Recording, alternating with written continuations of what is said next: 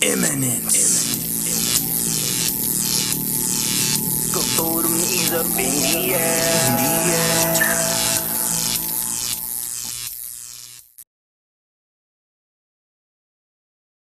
Nine, 8, 7. We have a go for main engine start.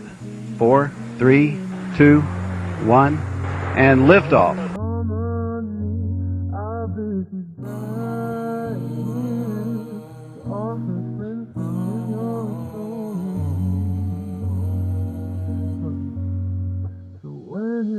It's the SFL nights it's the SFL nights with A.J.Striker, with A.J.Striker. It's the SFL nights it's the SFL nights with A.J.Striker, with A.J.Striker.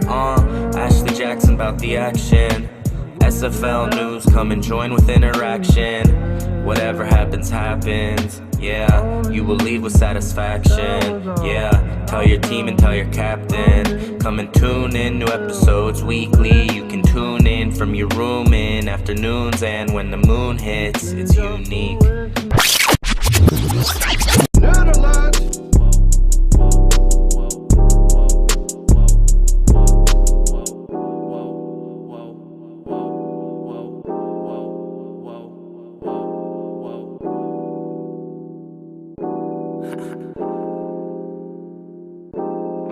Better than Selena, Rihanna, and Ariana, Angelina, Tatiana, Serena, Gina, and Autumn all combined. She be a diva. They said, get it, man, I gotta mess with me. We got a problem, and that's word to my mama. You don't wanna act up, or it's you better back up before you get snatched up and you can't get back up. I just chill and stack up, cause I don't gotta lack up self-confidence. I got enough to pass up.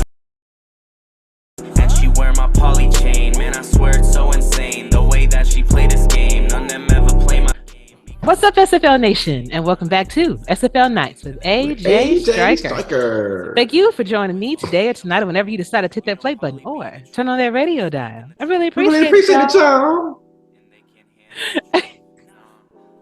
Go ahead. Thank you so much for joining us this evening. I do have my two crazy co-hosts with me. Mr. Eddie Gage, how are you doing tonight, sir? I'm good. Getting a lot of sleep these days since I turned in that last playbook. I bet you are over there hibernating. You know, all that. Yeah. That's great. That's probably from this season. Yeah, about 80% of this grade is from coaching. I bet. Other 20% is from my ex-wife. Oh, well, damn. This is why she's ex. But next up, by Diggy, how are you? And guess what? GM, y'all, he is the GM of the Arizona Scorpions. Some of y'all kind of called that Axel, but we're so glad to have you, man. No, I'm glad to be here. Thank you for everything. Like you kind of said before, people kind of guessed at it a little bit, but I did kind of get berated with all the hey, congrats stuff, and I didn't want to spam the chat with all the thank yous. So thank you everybody that said something, and I appreciate it. But I'll say this: being on the show wasn't that I did the whole season with you last season, and then hit free agency and went to DC. So that rumor is X'd out. Exactly. But unfortunately, people are going to believe what they want to believe, but that is actually true. You didn't decide to, well, we'll get into that a little bit later, but we are, okay, so let me explain this to you guys before we even start. So when you guys see this show, we're actually talking about what happened last week. I was not, I guess, privy to the fact that the SFLm was going to be moving to Thursday nights instead of Friday nights. And so my show is on Thursday. Okay, first of all, no, you told me that too late. Now, so what you're going to be hearing is week 5, week 6 would have just happened when this show airs. So we're going to be talking about week 6 next week and so on and so forth. Just so you guys know. All right, so week 5 review and picks for week 6. Let's see if we're going to be right tonight when y'all watch it. hot topic question will include, actually, I have two of them. Why did Diggy decide to join AZ as the GM? Because he want to win a And ring. That's why. okay, okay, yes, while that's true. I also have another one. Now, this one actually got a little bit of well, not a little bit, a lot of attention this week when it was posted, and it is from TJ Harper, and it reads: Drafted rookies shouldn't count against team caps their first season. And of course, there was a 290 comments. So you know that Damn, for definitely, real? yeah. 290? 290 responses. That's the most responses that looks like anyone That has was a ever little, had. yeah. So 290? 290 responses. Is that right? That's what I'm seeing right here.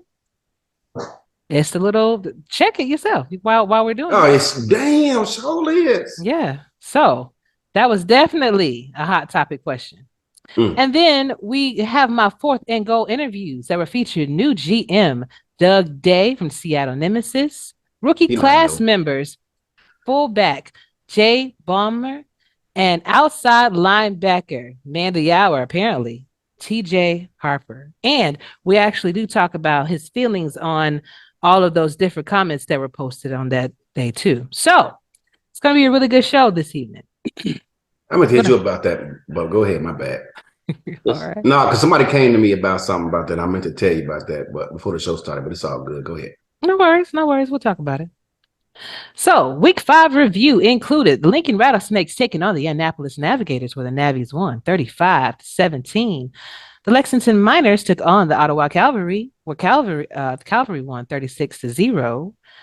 Tacoma Grizzlies took on the Madison Lynx, where Madison won 24-23, and the San Jose Flight took on the Albuquerque Adams, where Adams won 27-6. Now, Diggy, I know you always do the rundown of the games, and you do a fantastic job. But you do all right. he does a fantastic job, and Cool. I would like to add lib a little bit in there because I did watch a few of them, myself. So, yeah, did you? I'll be honest. I watched the Annapolis game because my guy over there, Jay Hayden, coaching, former Scorpion. So I had to check him out, see what he's over there doing. Okay, it's about time. I've been kind of busy with, getting us to the sleep. You've been busy with sleep. I was busy getting us to the championship. So the Lincoln Rattlesnakes had 150 yards passing, 164 rushing, 314 total. Time of possession was 19 minutes, 32 seconds with no mistakes, where Annapolis had 407 yards passing, 95 yards rushing, 502 yards total.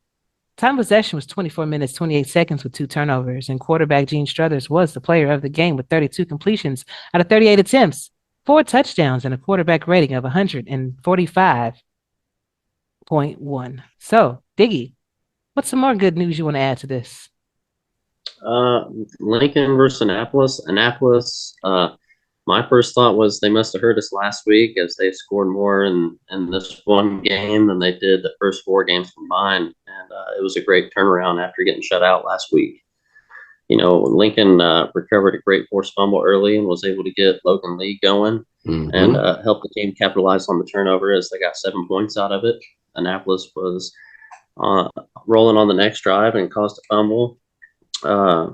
Great running by Grant again, paying attention to the free play and breaking one for a long touchdown run to tie up the game. We saw, Lincoln go up by 3 before a little bit of the technical issue stuff. And the fullback, Bazaar, had a huge spin for as big as he is and made a great catch and scored a touchdown on another free play to give Annapolis a lead 14-10 at the half. And Annapolis goes up 21-10 on a touchdown by Ronnie Shanahan. Then they have Goldie Morrison score a touchdown to make it 28-10 at the end of the third. But Annapolis wasn't done. Struthers threw a deep bomb to Ronnie and got Ronnie a second touchdown of the game, making it 35-10. And Lincoln was able to have John Poltron to help them get back in the end zone and close the game out 35-17. But, great job by Annapolis stopping a lot of that run and capitalizing on the opportunities of the turnovers and especially the free plays.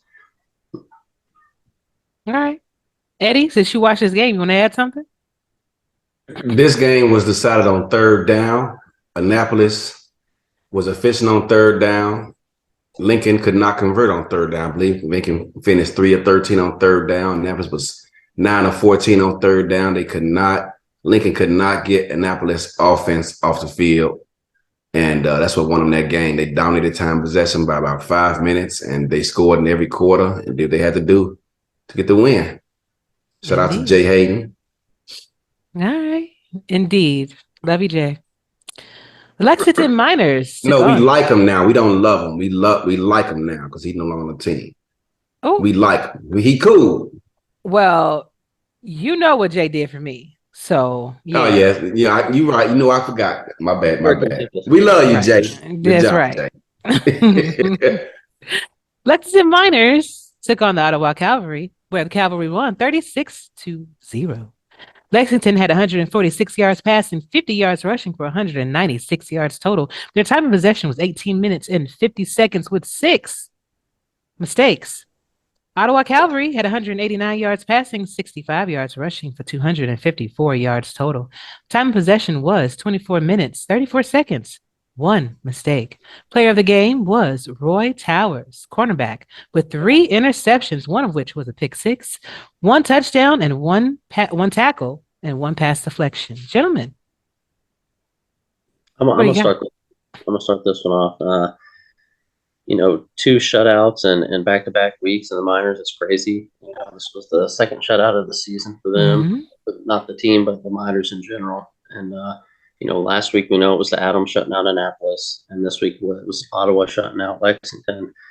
And it was a great game. But the best part about it was me watching this game and the final whistle blow and remembering Eddie say, "You're gonna regret that one. You ain't gonna get that one right." No. And it was a shutout. So I wanted to get that one out. He said I was gonna lose that one. But Ottawa, starting the game off with a safety and getting a field goal later, Lexington had a chance to get 3 points, but missed that field goal. So 5-0 is rare in a football game, but it happens. Ottawa's Towers got a pick 6, and then they got another pick 6 on the very next time their defense came out. And I can't remember. I think it was Wallace. I think Wallace got that second one and made it 26-0 at the half.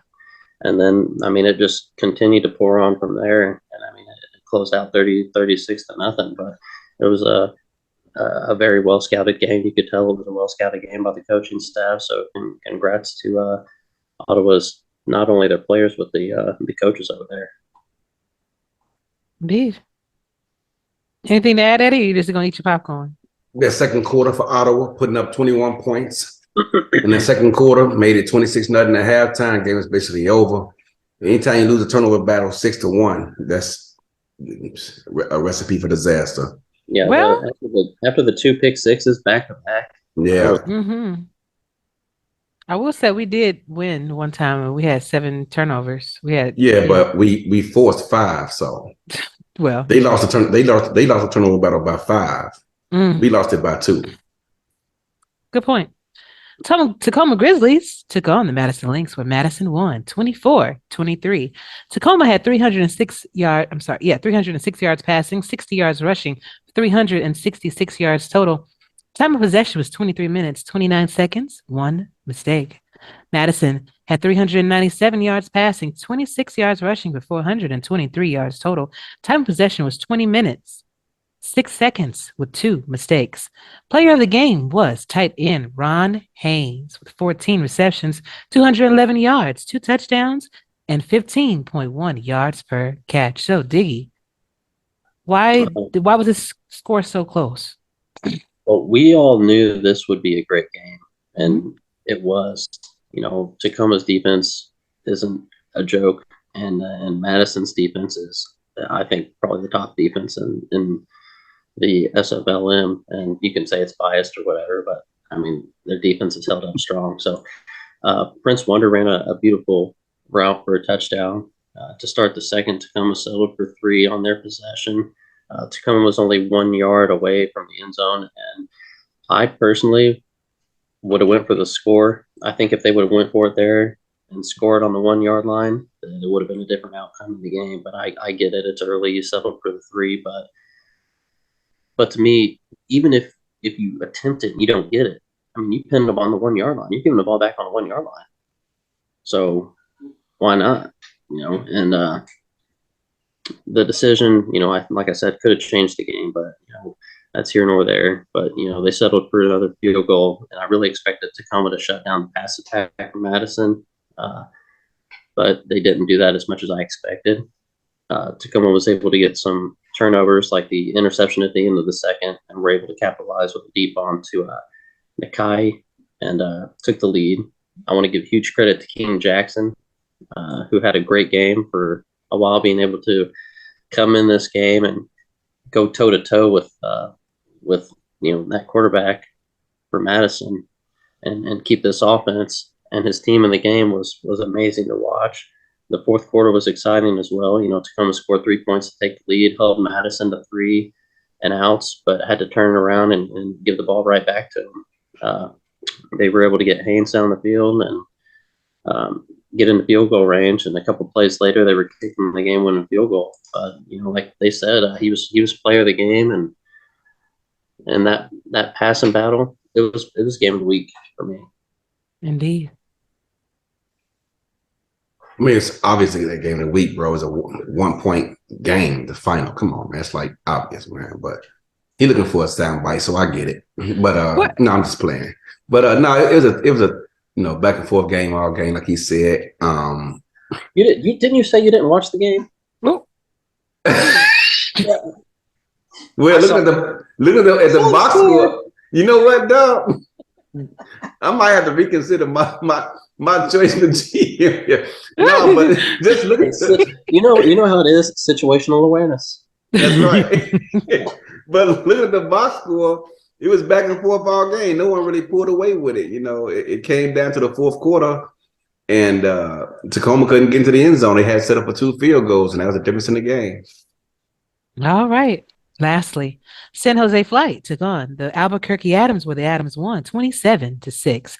The Flight had 241 yards passing, 100 yards rushing for 341 yards total. Time of possession was 18 minutes and 43 seconds with 2 mistakes. Adams had 183 yards passing, 167 yards rushing for 350 yards total. Their time of possession was 25 minutes and 13 seconds with no turnovers. Player of the game was Josh Slap. 32 attempts, 160 yards, 3 touchdowns, 13 reception yards. So, gentlemen, what are your thoughts on this one? Slap is definitely making a name for himself. Mm-hmm. 2 huge games back to back, and watching him play that game, and bouncing off blockers and making receptions, making great reads and scoring touchdowns. The coaches over there really put him in a spot to succeed. And shout out to DJ Assassin, who had a great debut for the Adams. He had I think it was 2.5 sacks for his first game. And the Flight, did well towards the end of the first, being able to get the pass going and get Bacon running up the middle. But the Adams did a great job, keeping Bacon contained when he tried to run on the outside. Again, the pressure the Adams were bringing was just too much in this game, and they really showed how dominant they are in the league this season. Mm-hmm. You gotta wait for him to finish chewing. Oh, okay. Albuquerque. I mean, like I said it before, I say it again.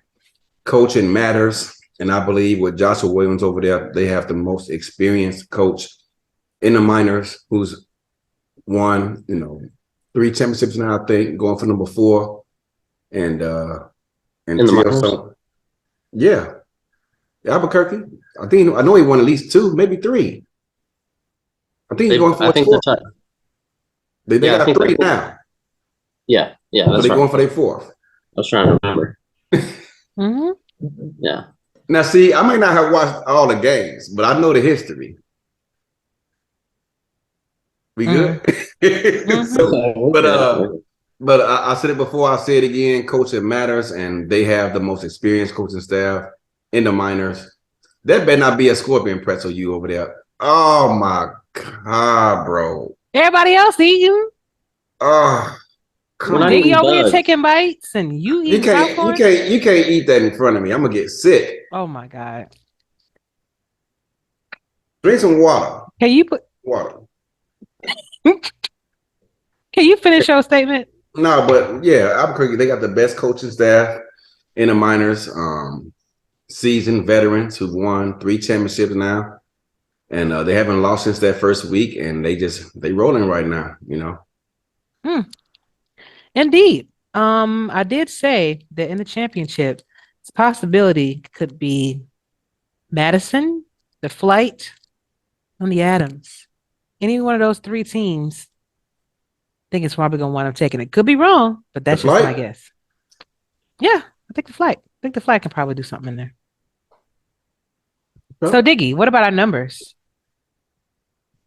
Oh, yeah, let me get because Eddie requested that, so you actually went back and you looked at all the shows and you got it for him. Yeah, the numbers.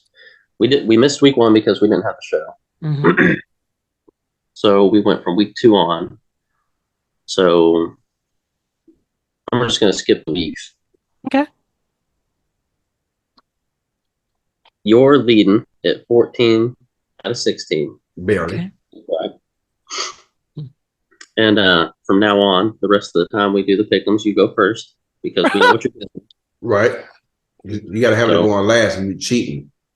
Yeah, so you're getting all this information and then making your decision. So you go first from now on. Wow. Okay. Eddie's 10 at 16. 10 and 16, and I'm 8 and 16. But I also do some against the wall picks. Mm-hmm. So indeed. See, I don't even follow the SFLm like that because I be busy coaching. And I'm still 10. Well, here, let me throw this out there too. I'll go back week 2. Eddie had 2 out of 4. I had 2 out of 4. You had 3. And then weeks 3 and 4, you went 100%, 4 for 4. Eddie went 2, and I went 2 on week 3. I had 0 right on week 4. You had Eddie had 3 right. I was paying attention that week. That's okay. Y'all had 3 out of 4 last week, and I had 4 out of 4 last week. And I told Eddie I'd turn it around. Eddie, everybody on the show is waiting for you to have a 4 for 4. Who else got 4? And not at Wendy's. Hey, who won the fantasy football thing this season for the regular season? This is SFLm. No, I'm saying, but who won? See, because that one I pay attention to because I have to. I coach against those teams. I didn't play in that long enough. I only did like a few weeks of it. I probably could have been there with you. But who won the whole thing though for the regular season? I can refresh my memory. Who won that? Are you talking about for our show? Or are you talking about the SFL fantasy football? That I don't season? know. I don't Who know. won that Coffee or something? Who? Some guy named Coffee. Negative. Try again. It wasn't him. It must have been you. It must have been Eddie. I think this guy named Eddie Gage won it. I think that's who won. Yeah, pretty sure it's him. Matter of fact, I got my Vancouver is sending me some coffee from their sponsor. Still you don't drink coffee. I get to my wife. There you go. I don't drink coffee. Hey, let me show you something here. I got something for you real quick. Okay. Matter of fact, he didn't ask me for my address yet. I'm about to get up with him, see what's up with that. No, well, it's real hard. Did you ever get your gutsy stuff? No, I didn't get that either. Hey, you got coffee. I got a belt. I got a belt. That's from the last pick'ems for the. Did you really save that picture? Yeah, he did. And I was gonna send it. It says remember. Oh remember. My God, I can't. Nuts, y'all. Both are nuts. So, who is going to win or who won tonight? All right. I guess that's how we're going to have to play it right now. For week 6, The San Jose Flight will be taking on the Lincoln Rattlesnakes, or took on the Lincoln Rattlesnakes. Who do you think is going to win this game, or did win the game? Nope, you go first. That's Why I gotta right. go first? Why I gotta go? Because Y'all, you've been okay. getting over. All right. Seeing as how the San Jose Flight kind of hit a bump in the road with the Adams, only scoring 6 points. I really think that they're gonna turn it around this week. And if Lincoln Rattlesnakes defense does not step up, Flight will. Right. The flight will. The flight will be successful. So much so that I think that they will be. Now, probably anywhere from 3 to 7 points. But I think that the flight is going to take this. Gentlemen, who do you have? I got San Jose. Put numbers on this? Because if you put numbers on it, I'm going to count it as a loss. Right. No, I just said okay, first of all, this is a guess. We're not changing stuff. I'm gonna say what I'm gonna say. We don't have to write that down. No, you're putting a number No, on I'm it. not putting a number on it, Diggy. I'm not putting no spread on it. Put that down, Diggs. Money line or spread here? That's no. Right.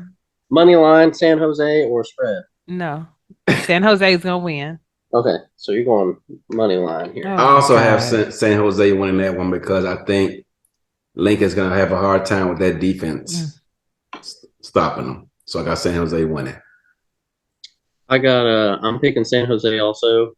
I think they've been playing well, and until Lincoln can stop letting so many people get in the end zone through the air and on the ground, man, bro, it's not going to stop. So I got to go San Jose.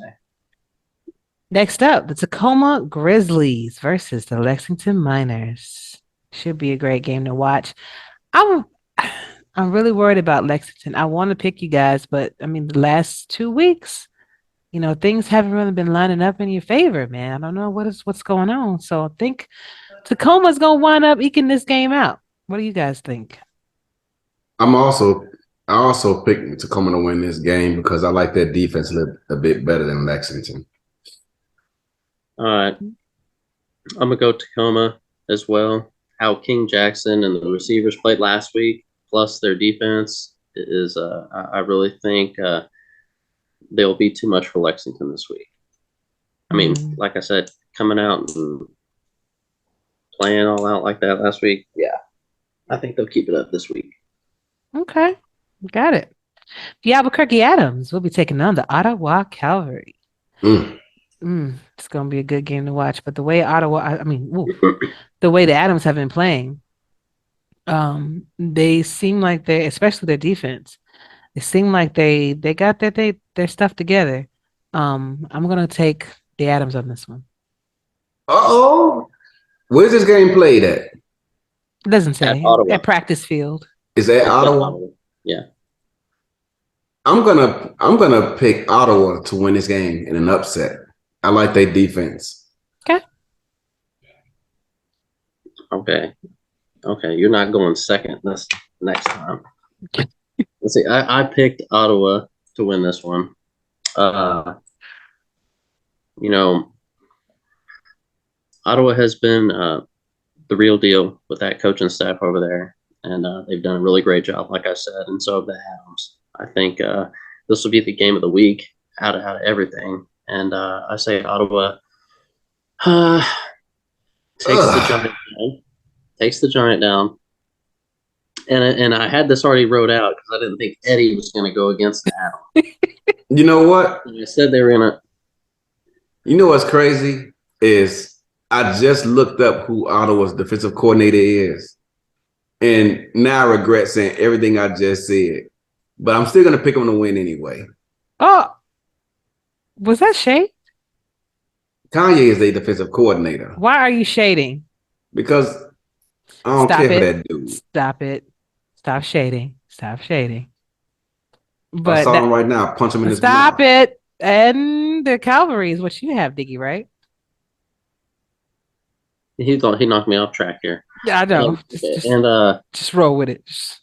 The other thing too is the Adams have I think they got the toughest end of the schedule for the last 3 weeks. They play Ottawa this week, or right now, whenever you're watching it, or just played them. Then they play Tacoma, and then they play Madison. And that's three good defenses you got coming up, and a defense like Ottawa's been having at home. I think it'll be a tougher game. So I'm gonna go Ottawa. All right then. And lastly, Okay. the Madison Lynx will be taking on the Annapolis Navigators. 9:00. Going to be a I'm taking Madison. Actually, I am. I was speaking for me. You just picked Madison because I said I was picking Madison. You told me to go first, and now you want to change it? You know what? This time when that sucker Scorpion threw him off that you over there about to bite on. That is disgusting. No, don't do it. Nope. The first one was the whole sucker got ate with that bug in it. Ugh. I will be throwing up right now. Plain Scorpion. Melt all the candy off. Mm-hmm. Straight Scorpion. I could just go to the store and buy that though. So why wouldn't I just do that? You can go outside. You can go to the store. Just go outside. Well, they dead now. It's cold, but when it get hot outside, just go out there. This one's dead too. I would hope they'd be dead if you're gonna eat it. Ugh. No lives. Go ahead. I'll say for Madison and Annapolis. It was a great job by Annapolis last week, and they earned that win. That's a game they've been looking for all season. So now they have to work on the consistency part and playing at that level for the rest of what they got in the season. And I think they're out of playoff contention, but that doesn't mean they can't play spoiler and ruin somebody else's chance. But they're going to have. You sure they out of playoff contention? I think they're not mathematically out of it. There's only 3 weeks left. They could go 4-4. If they lose all three,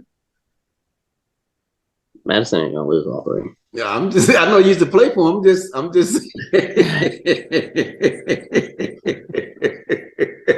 By the time this airs, we'll know if it was right or not. True. Have you picked against Madison all season? Yeah, I did. Oh, okay. Just checking. Yeah, let me see here. Madison.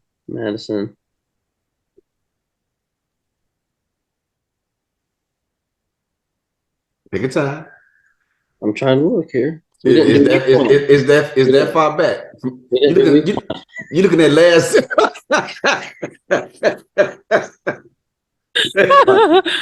Oh man! I knew it. I gotta keep picking my alumni here. I got you. I picked against my teams before. Yes, he has. Just asking. Yes, he So Annapolis got their first win last week, and they looked really impressive doing it. Their offense was money on third down. They finally woke up and figured some things out. Where's this game at? Annapolis. I'm gonna pick Annapolis for the upset. My man Jay over there, he learned a lot from me. He got the ship righted, and he gonna figure some things out and squeak by Madison with a solid fourth quarter performance. Okay, so if they don't win this game, that means they're gonna blame you. No, how? I didn't scout. I didn't run no sims. I didn't tell them what to do, what not to do. But you said you taught him, though, right? Yeah, but he didn't always listen. Oh, stop. Stop it. Just like Mighty taught me, but I don't always listen. Yeah, Mighty taught me a lot. I don't always listen because me and him have two different philosophies. We disagree on a lot of things. He rather sit back and wait for a mistake. I'd rather go make the mistake. Oh, okay. Well, there it is then. Now, that was it, guys, as far as our review goes. Let's see who's going to be right this time. Now, two hot topic questions for the day. We're going to start off with the burning question. Why did Diggy decide to join AZ as GM?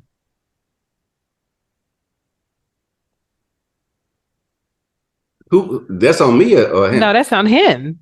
Oh, okay. And then we can ad lib. I got you. Well,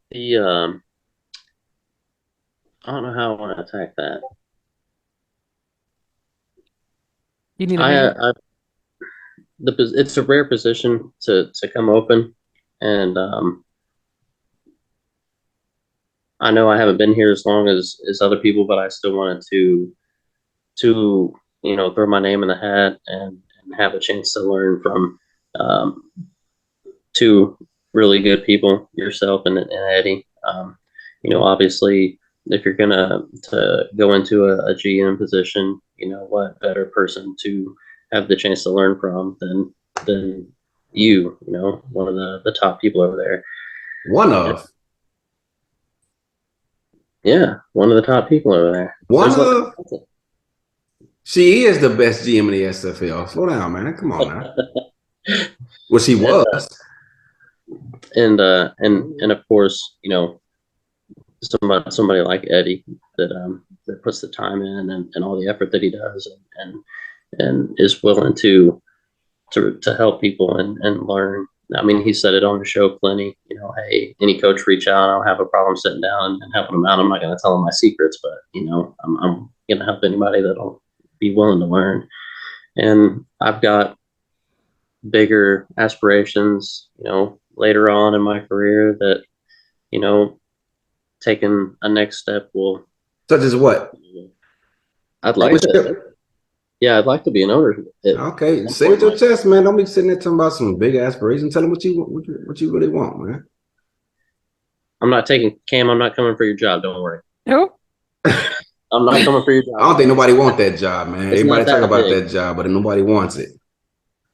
Yeah, but yeah, I'd like to place a bid in on the next time around, whenever that comes, whether it's 2 seasons, 3 seasons, 4 seasons, or whenever. So, having the drive to learn and being able to show that and put the work in is what I'm trying to do. Well, we appreciate you for coming over. Just so that there's no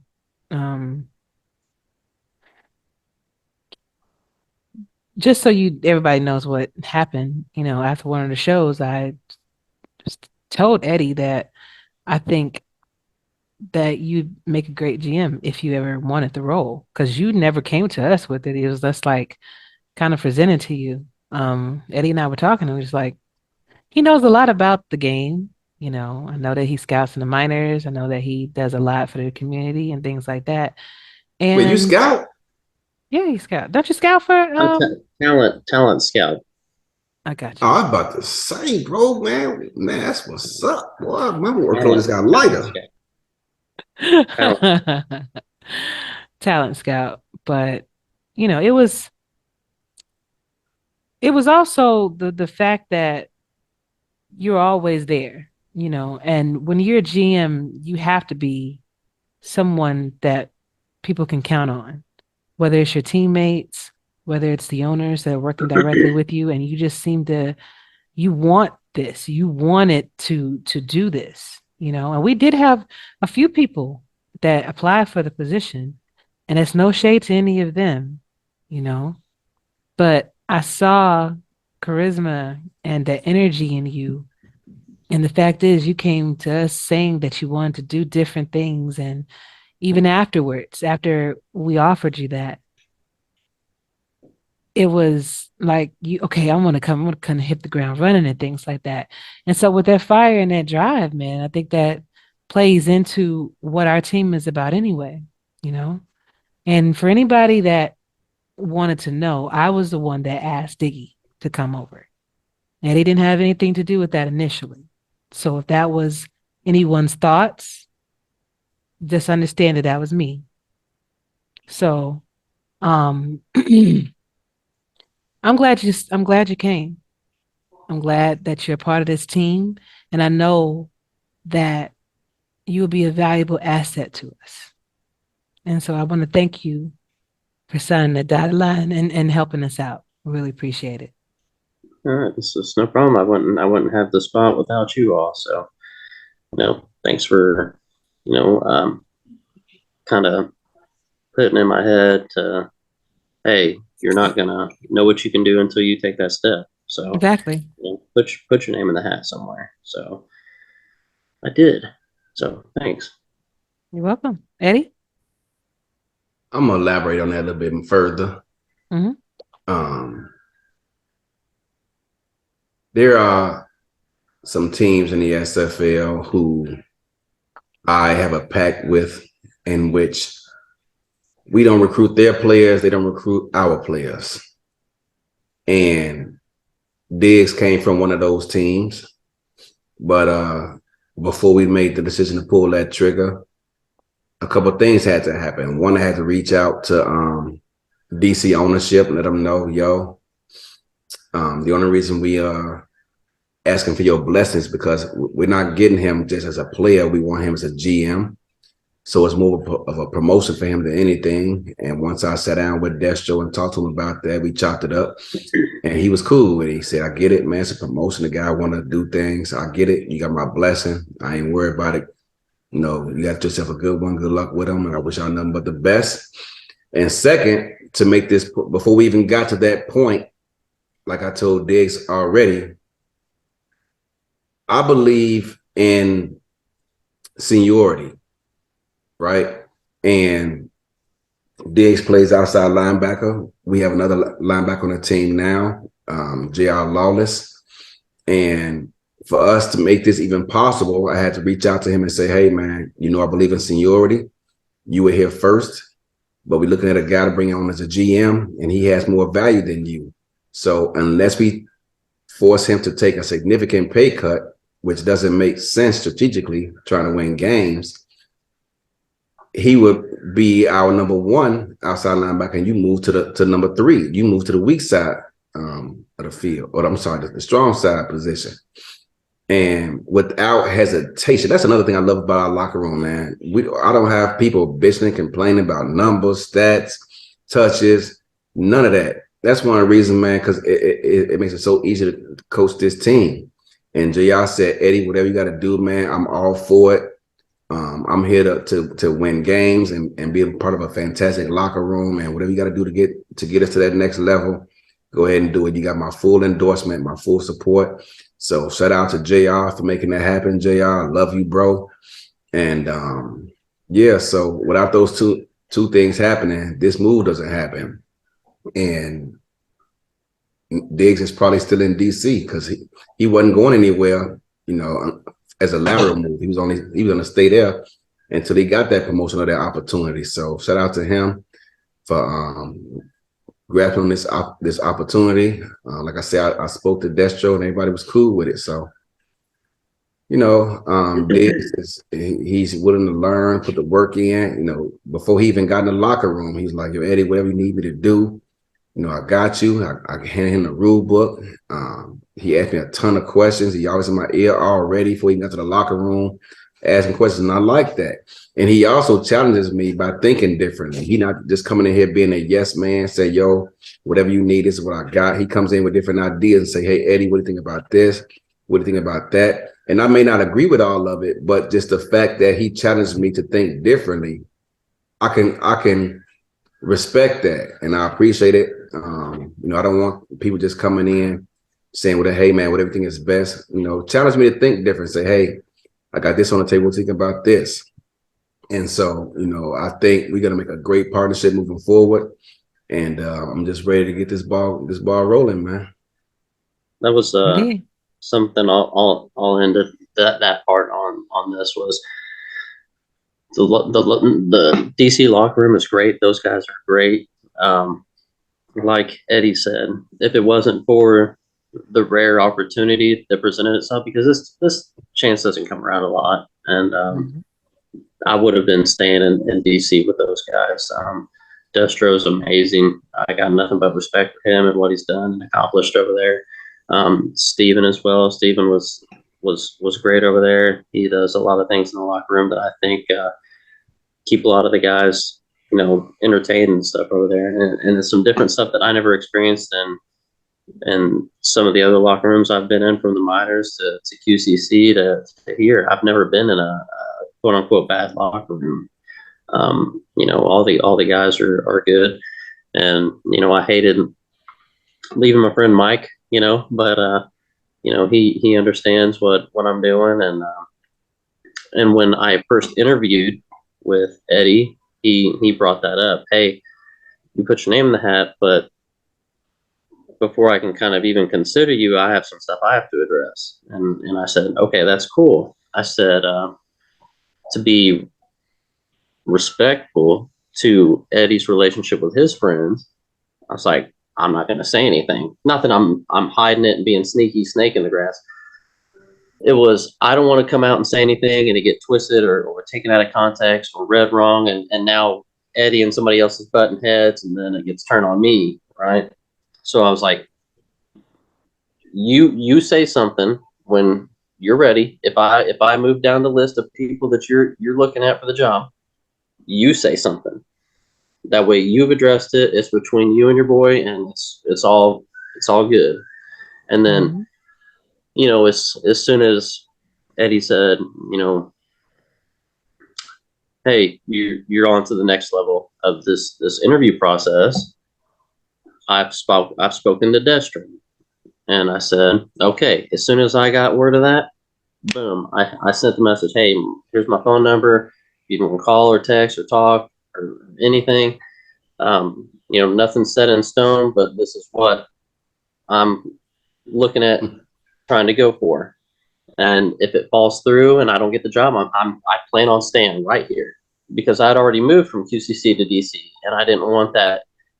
He's going over here, that stigma. he's going over there, and he's going over here, and all that stuff. And it was where I would kind of stay for a while, and that was it. And Destro said, congrats and everything. That Eddie put me on the right path after I got, told I got the position.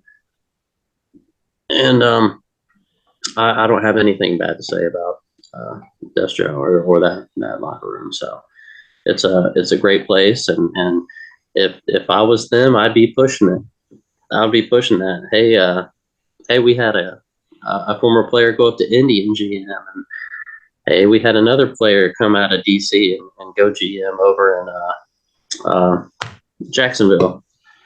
And then this one, hey, we had another DC guy come up out of here and GM over in Arizona. So I mean, it's great. Yeah, it's your culture. You want to cultivate and you want to nourish that need for, if you want to be something more, then why not provide that? Why not help somebody just like you were helped at one time? And to be honest with you, I didn't know about the pact. I didn't know. I knew that there were some teams that, we're not supposed to pull from, but I didn't know all of them. And I didn't know about, the pact that Eddie had with DC. But at the same time, this was a promotion. It's not like you coming over here to play with your friends. You know what I mean? So in the grand scheme of things, I think everyone, like even with BJ, when we lost BJ, he went to go be an owner. So we can't be mad about that. If anything, you celebrate that. You celebrate someone's accomplishments and someone's will to want to do more in this league that we all love so much. So it's all about perspective. It's how you look at it. Number one, that's a testament to DC for them to lose 3 players to be GMs. That's when the league. That's a testament to the job that DC is doing over there. Mm-hmm. And 2, I love BJ, but that dude picked us to lose against London, man. I gotta talk to that brother, man. Well, hey, guess He's what? a former Scorpion, man. He should never pick against us. What's up with that? Guess what? It was a lot of people that thought that we were going to lose against London. But did we? No. Especially when they knocked me out of the game. It was some people that was cheering to see me on the sideline. Oh, man, bro. But guess what? Didn't happen. So it's going to take a lot more than a cramp, bro. Anyway, next hot topic question was from TJ Harper and his drafted rookies. So this reads, drafted rookies shouldn't count against the team cap their first season. It allows every team to draft this way and essentially a prove-it deal for rookies. Give more flexibility to teams for depths and helps onboard rookies for long-term membership. So, gentlemen, what are your thoughts on this? I'm going first. You can go first. Yeah. Hell no. And I'm going to tell you why. There's a couple different reasons. One, teams will be able to take advantage of that. Let's say, for example, you're a team like Baltimore who isn't losing anyone. They have to fight with the cap they're given. But a team like, say, I don't know, Team A, I'm not going to say any teams, but let's say you got Team A who needs to draft 6 players. They can then give those 18 guys on a team max contracts. You know what I'm saying? They have to lose much of anything because they got 6 guys coming in from the minors who don't count against the cap. So make that make sense. That's a competitive advantage that should not exist. So no, I can't sign up. I mean, I get what he's saying, but that's not the way to do it. Well, I'm going to agree with Eddie and say no. I don't think it's the right thing to do. If anything, if it was even entertained, maybe like if they expanded the roster and you could have one free spot to do that with, I don't know. But I'm with Eddie. No, if people would be able to, like he said, what's to say? I'm like, man, if we can do that, I'm just going to cut this many amount of people every season, come in, max out my top people to begin the season every year with however many animations I want because I got plenty of cap space to use, and then fill it with rooks. So, I'm sure that wasn't thought about. But the other thing is you have to look at who's creating some of these suggestions. I mean, it's people like me that are still learning stuff. I don't know everything. I haven't been here as long as Eddie. I don't know it all. I mean, and some of these new guys are coming in here and they're coming up with ideas. They don't know if somebody's thought of it before or not. I mean, they see the suggestion, they pop it in there, and you gotta look at that too. I mean, it's you've been in the food industry, and Eddie's and helping people out at these shows and stuff that he works and everything. How many people come up and ask you the same question 20 times? And is it frustrating to you? Yeah, but they don't know you've already answered that question 18 other times. And I've said it before, plenty of times on minor fights and in here. I've been in this league and have not had anything that to me there was no stupid question in this league, right? And that's the way it's always been addressed. There's no stupid question. Everybody's been nice and hopeful and all that stuff. And kind of seeing how some of this stuff went down kind of left a bad taste, and it's unfortunate, but that's how we need to go back to that. There's no stupid question here. You just have to pay attention to who's asking. And some of these new guys are gonna ask you some stuff, and they don't know how the league runs, and that's just how we gotta go. I agree. Now, I'm gonna play devil's advocate and say that you probably could make it work, but there will have to be some rules and stipulations that are tied into it because, like you said, people can control that. People can cut as many people as they want because they know they're going to have those rookies. But then, how good would that rookie actually be? If you got bronze players coming, then how good would the rest of your team is gonna have to play have to be good, have to be maxed out in order for you to have a chance? Because you got 6, 7 rookies, and not to mention if they in those prime areas like quarterback, running back, Right. lineman. So my thing is, if you have these rookies, if you did decide to do that, you would have to put stipulations on it. So teams can only draft 1 player or maybe draft 2 players. And they can't max out any contracts on that. So there would have to be some rules and regulations to that in order for that to work. In the grand scheme of things, listening to everybody's, opinions and things like that, of course, Right now, no. But I'm grateful that I'm grateful that he even put the thought in everybody's head. And the way that people treated him in that server was not right. Just for asking a question. Well, it takes a lot for a rookie to even post a suggestion. Exactly. And that's why You don't people know are so everybody in the forum. apprehensive. That's why people are so apprehensive to even talk in general chat because they feel like they're going to get shot down by a couple people or a few people that think that their opinion is gold. And it's not. But if those same people had somebody jump on them or jump on their bandwagon or clap back at them, then they're going to be running the tail, right? So I've always said treat people the way you want to be treated. If you want to ask a question and be respected, and okay, yeah, I'm gonna tell you why that will work, and I'm gonna tell you why that won't work. That's cool. That's having a conversation. That's letting the new guys know that may not work. But if you're gonna come in and just belittle and berate, then that's a problem. And if you are held in high regard and you're doing that, that's even more of a problem that needs to be addressed. So, to answer the question, I think it could work with rules and the regulations, but respect each other, y'all. Like most of us are all grown here. Most of us are all grown enough to know what's right and what's wrong. So respect each other for that. Don't make people feel bad about asking a question. Because how would you feel if somebody did you the same way? So, sorry, that kind of rubbed me the wrong way when they did him like that. But anyway,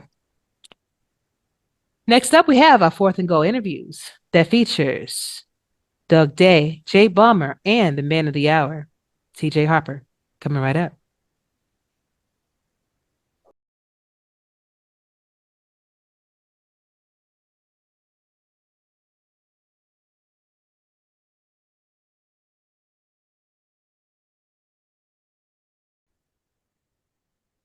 What is up, SFL Nation? Welcome back to SFL Nights with A.J.Striker, my fourth and goal interview. One of tonight's guests is one of my good friends, Mr. Doug Day. He is now the GM of the Seattle Nemesis as well as strong safety. How are you doing, sir? I'm doing all right. Just hanging out today. Hey, I'm glad Not doing a whole lot. Hey, listen, anytime you have a day off, you need to enjoy it, especially if you have a stressful job. So. Yeah. But man, tell me how are you? What's new? What's been going on? We're gonna talk about the GM and everything position, but like personally, how are things with Things are doing good. It's getting a little chilly here in Oklahoma.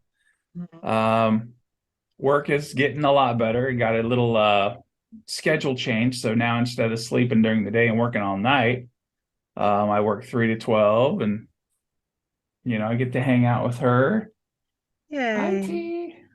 He's waving. Hey, the queen. But it's a lot less, there's a lot less stress at work now that we've did a little bit of this, a little bit of that. So now I just go to work, do my job, and come home. I get my days off like I want, so, but we're just sitting here prepping for season 20, and that's about it. We don't do a whole lot, so we just SFL, we're planning for the next convention. So I love it. I love it. It was a blast meeting you all and being able to hang out with y'all at the convention too. Wonderful experience. Oh yeah, always. So now you have been on a few teams since you've been here. You've been with the Lone Star Glory, Louisiana Revolution, Vancouver Legion, Fort Worth Toros, and now Seattle.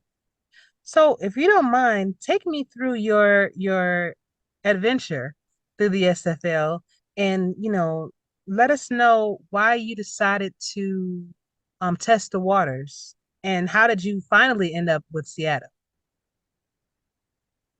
Well, it kind of started. I was in Vancouver. I started out in Vancouver.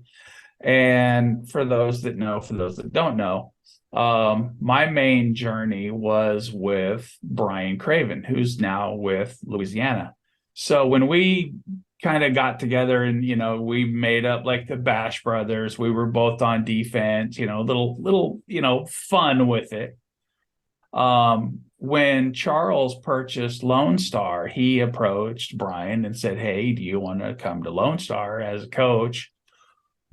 He said, "Sure." I'm like, "Okay, let's go." I was like, "Yeah, let's go." So we went to Lone Star.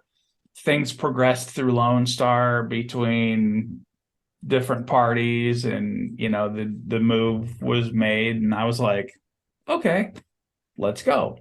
So I'm just kind of following along, I'm like, "All right, this is cool. All right, we'll go over here, we'll go over there." And then season 17, at the end of season 17, I was, duh, let's make a wide receiver. We'll go through the minors, and the whole idea was we'll go through the minors. I'll get picked up by Louisiana, and I'm back with Louisiana. So we go all the way through the draft. Last pick, the very last pick of the draft, Louisiana picks me. I'm like, "All right, cool. Louisiana picked me." And then I had to go to bed because I had to work that night. So when I woke up, I was like, "Wait, I'm not on Louisiana. What happened?" And apparently there's some rule that says you can't be picked up by the same team you were with the previous season, something like that. And I was like, and nobody knew this? So I was just like, now I'm don't know what I am. A man without a team because I couldn't go back to Louisiana as a safety because they had already filled their spots. Right. So I was like, "Oh, okay, well, we'll just kind of see what happens." So Damon Simeon for Houston was kind enough to reach out, and they signed me and got it all going, and this and that. So through the whole season, I was just kind of, forgive my language, but pissy at the whole situation of the draft. Yeah. So I was like, whatever, So at the end of season 18, I was like, "You know what? I'm just going to go back to my safety spot. I'm just going to, So I was reaching out. I was working with a specific team, and that fell through. And I ended up with, I reached out to the Toros, and they're like, "Yeah, so." But what a lot of people don't know is Ethan was at the convention. Yes. All over me. He says, "Hey, you need to come to Seattle. You need to come to Seattle." So like all through the season, he was like, "So what, maybe, possibly, what's going on, So it was not an easy decision. It was not an easy decision, as T can, she'll tell you. I sat here and I was like, "Do I do this? Do I do that? What do I do?" And it just came down to, being able to jump onto a team into that GM spot that I've been, secretly working, behind the scenes to learn as much as I can. So when I get that opportunity, I can step in, I can do the best that I can. I can help a team, So in Seattle, it's gonna be fun. We got Ethan and David there. We got, Brady and Paulie and the rest of the guys, and but it's still a work in progress. They're still a, quote unquote young team. So they're still progressing, they're still getting where they need to be. So with, hopefully with what I know, we can get them going, so the outlook is good. It's so good that we may not even draft. What? We may not even draft. Stay That tuned. would be great. Stay Oh tuned. man. Yeah. That Stay tuned on that. Stay tuned. We'll see. that would definitely. We still got a month of craziness. Indeed. But I really hope I really hope Uh-oh. that you guys are able to not have to draft. I mean, you know, to have some fresh faces on your team is always welcome. I don't want the rookies to Mhm. think that, hey, we don't Oh want yeah. anybody on our team, but your rookies on the team. But it is important for you to be able to maintain as much as your team as possible in order for your play bills um Mhm. to mesh together well, you know, and so everybody can grow Yeah. together. So we can't be like Baltimore, you know, that has all freaking goal players and stuff like that. Craziness. But Right. crazy. Um, but that is wonderful news. And I am so glad that you're able to find the GM role that you were looking for, you know.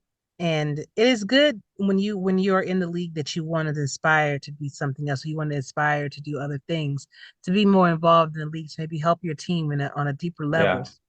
Kudos to you for that, you know. So how has your experience as GM been so far?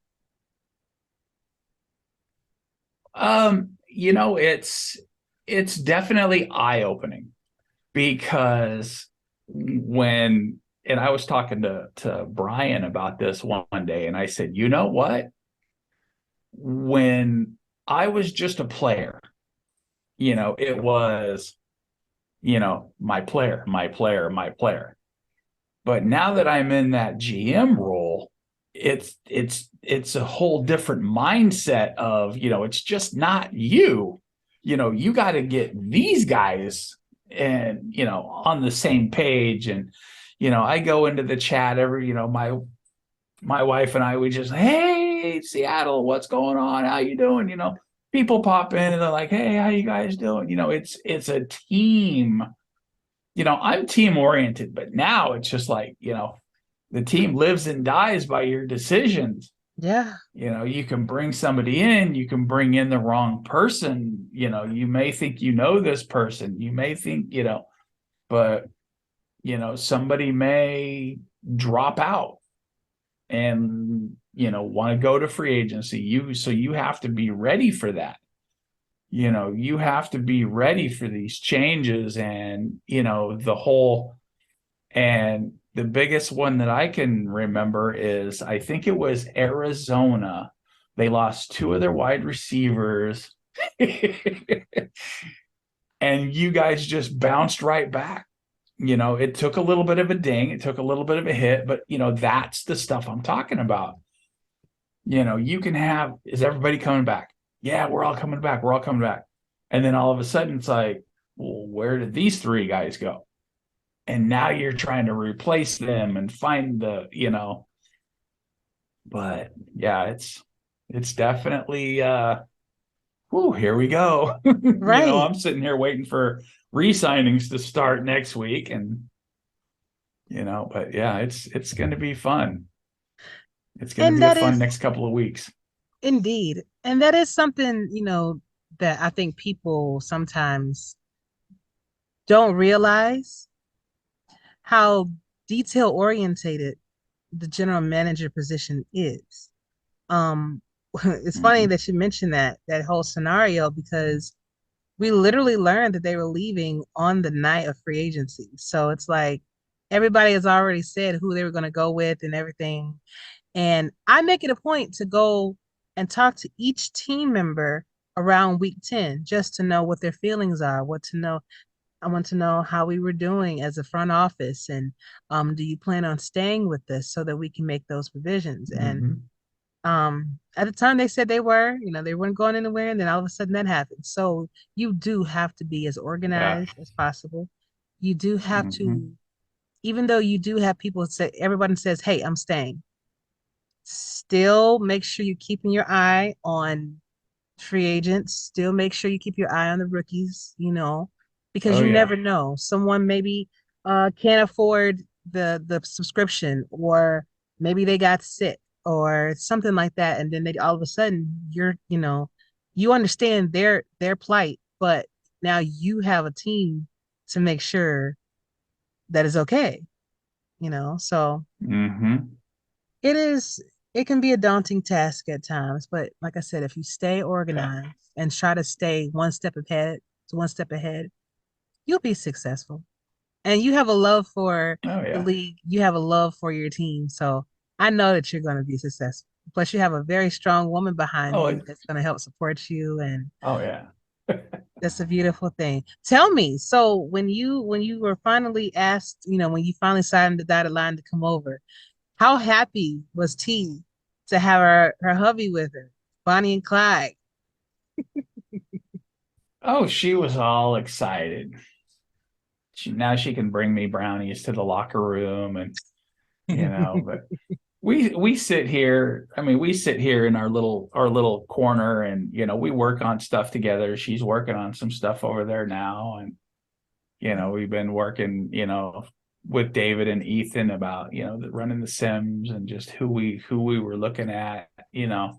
But right now it's just like I said, with the possibility of not drafting, I think it makes it a lot easier. Mhm. But I'm still looking at the rookies and stuff like that, because I am still with Lincoln, and we're still working with the rookies and getting them all set up and stuff like that. So you know owners reach out, they're like, hey, this guy played for Lincoln, what's he like? Right. But there's a lot of these rookies they're in chat. This is an active class. It is. This is a very active class. It is. It reminds me of season So 12, when all of our rookies, well, back then you literally had to chat in order to get your ranking up to get to that oh yeah. silver level or that gold level. You literally had to run your mouth the entire Yeah. time. But it is refreshing to see because we don't have those eyes in the SFLM to really go and see what they're like, how they interact with people.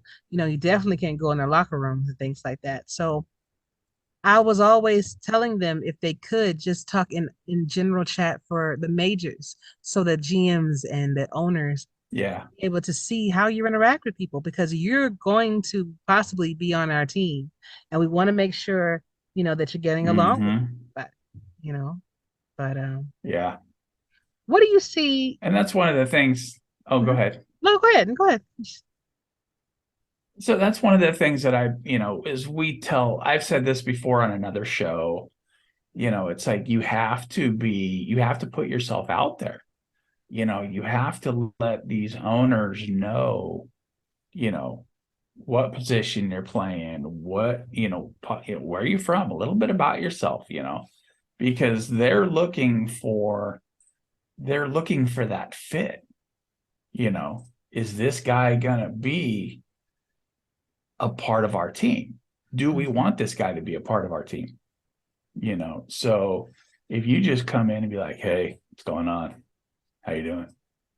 They're going to be like, well, so they're watching a little bit. They're seeing stuff in Gen Chat, but with the time zones and stuff like that, not every owner or GM can be in there to see what you're doing, to see all this stuff. So you really have to make yourself, sell yourself, because that's what it is. If you want to be on a team, if you're looking to get drafted, we got less than a month. Mhm. Well, about a month. Okay. So just got to be out there. Let them know. Let them know. Indeed.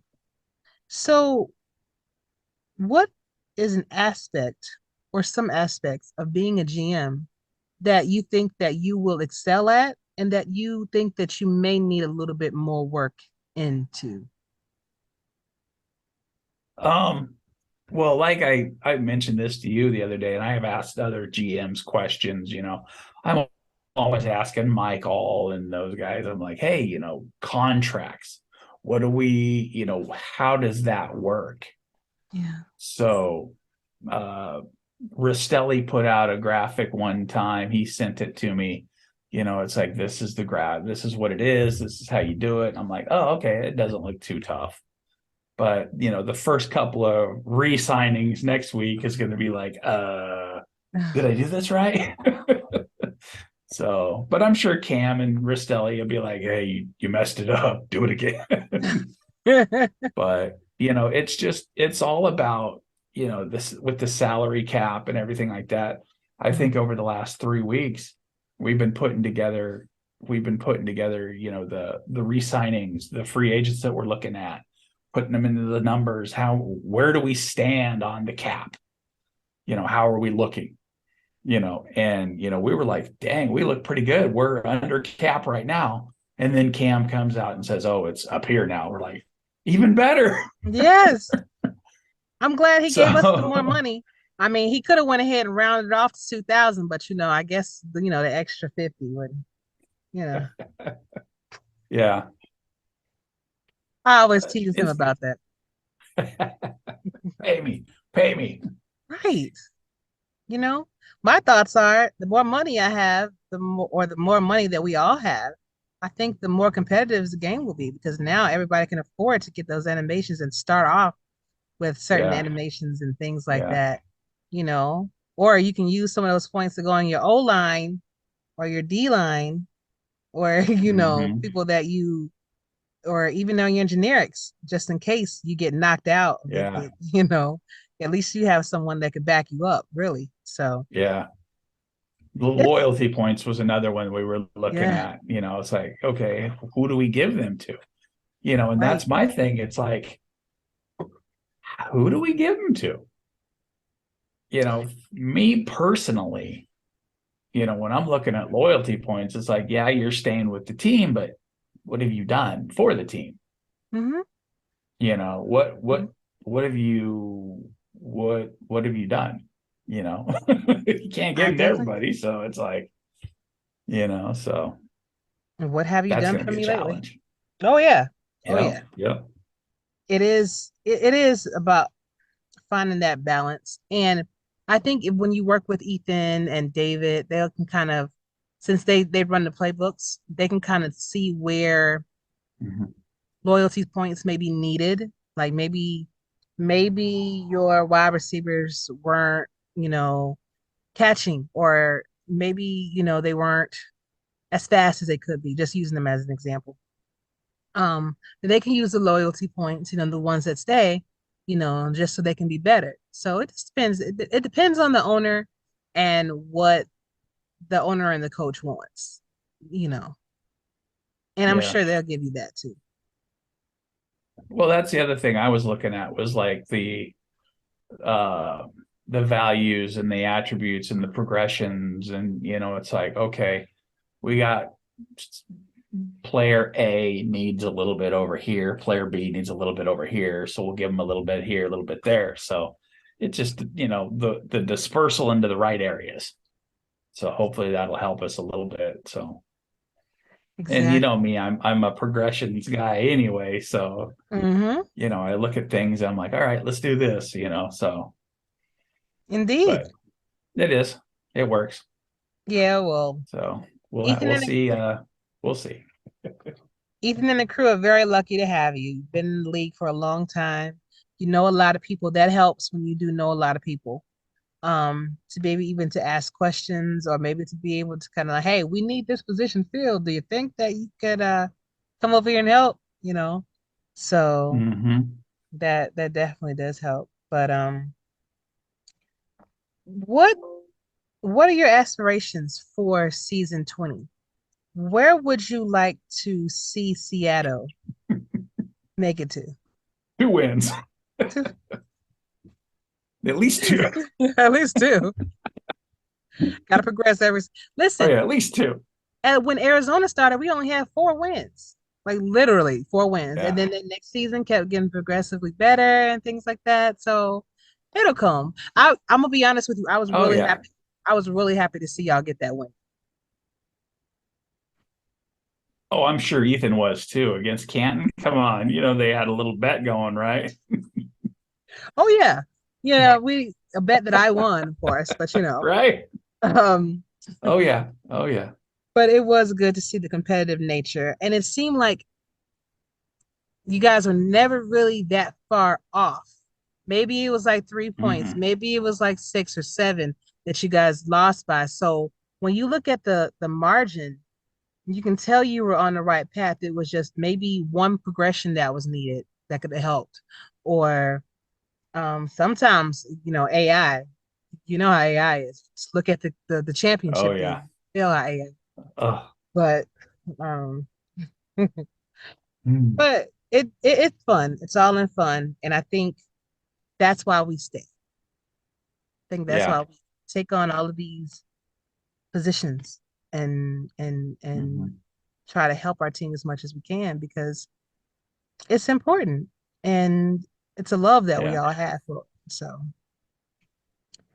but so fun question for you. What and this I'm not sure. I'll just ask it anyway.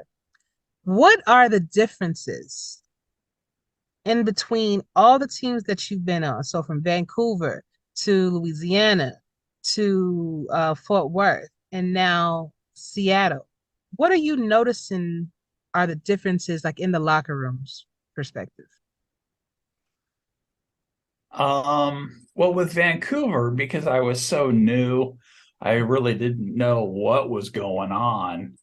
Hmm. Um, it was just, and plus, with Vancouver, it was um, we only had 12. And then when we got into Lone Star, I think we went to 17. And then, each year it seemed like we would boost up a few more players here and there. But it was just the biggest thing I've noticed is the way that the teams have used their players. Their roster builds, some go three wide, some go, like when I was in Vancouver, there was only two wide receivers and a tight end. Now it's like two tight ends, and Motor City wants to play three tight ends and two wide receivers. And, so it's just the way that the playbooks go, um, the roster builds. Now it seems like there's everybody does the same thing, kind of, sort of.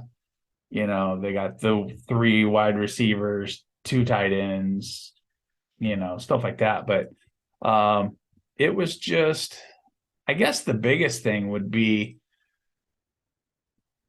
the what's the word I'm looking for? The way that the owners and coaches work together to put together the playbooks. Some are like, go for it. Some, the owner wants to be part of it, and they work together and they get in there and they just put it together. So, but some have three or four people working on it. Some just have a couple. But yeah, it's every single team that I've been on, they were great. It was just like the way that the owners and GMs were just like, like in Fort Worth last season, it was Hacker was just like, yeah, come on, hey.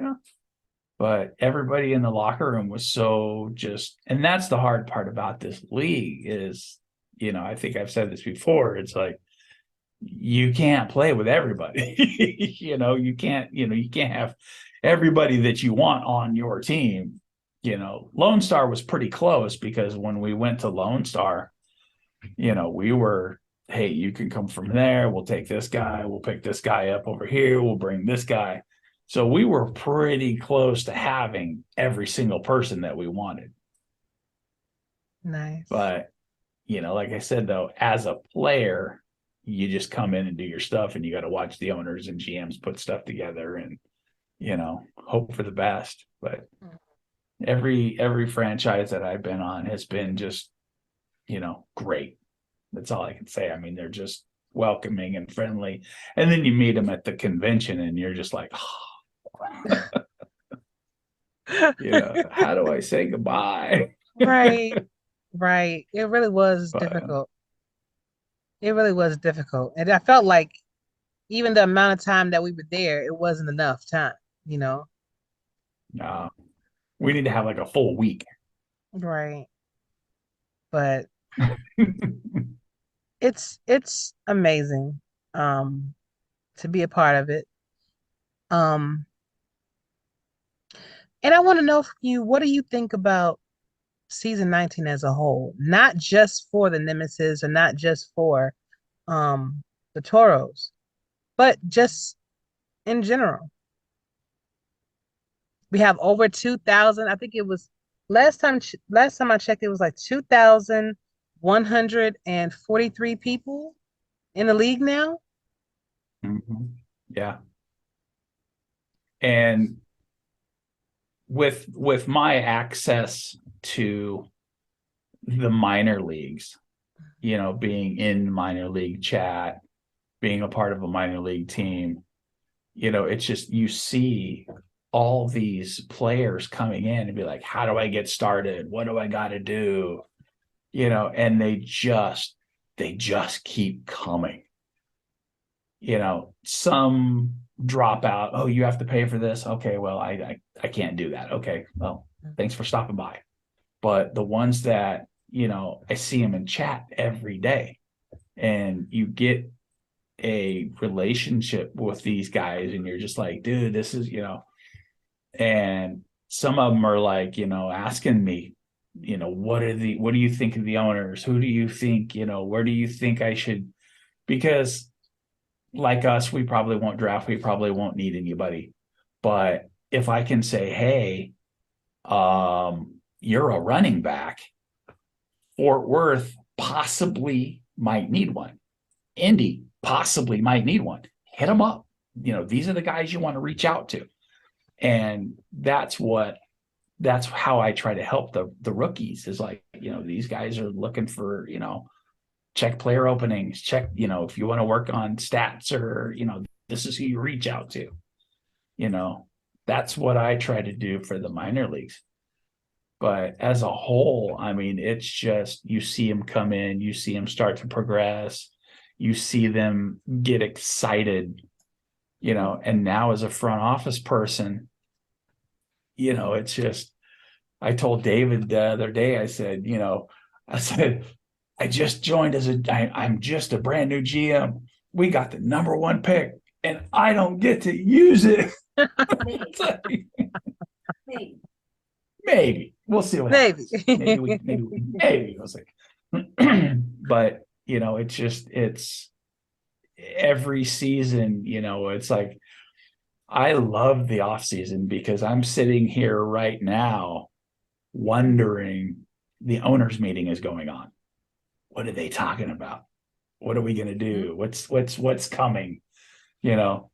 So we sit back and we wait and we watch and we get excited and we're like, ooh, you know, like they announced 4 expansion teams. You know, right. What's coming? Right. You know, but, you know, every season. But to start off season 19, the way we did was epic. You know, a lot of us were lucky enough to, you know, I keep joking around. It's like, I have a list. You're on my list. Well, what's this list? People I met at the convention. Check mark. But, you know, to start it off like that, you know, to see what I saw at the convention was just amazing. Yeah. For my wife to give me so much crap since I joined. I'm not joining. I'm not gonna. Yes, don't even ask me. And then she scores a touchdown in her first SFL game after being drafted. You know, just wow.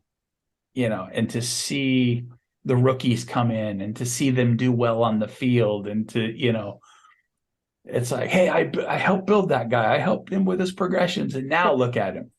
You know, when the SFL first started, Devin King, linebacker, Baltimore, to see him the way he is now, just hang on a second. It's just, my baby's all growing up. Yeah, it's all grown up.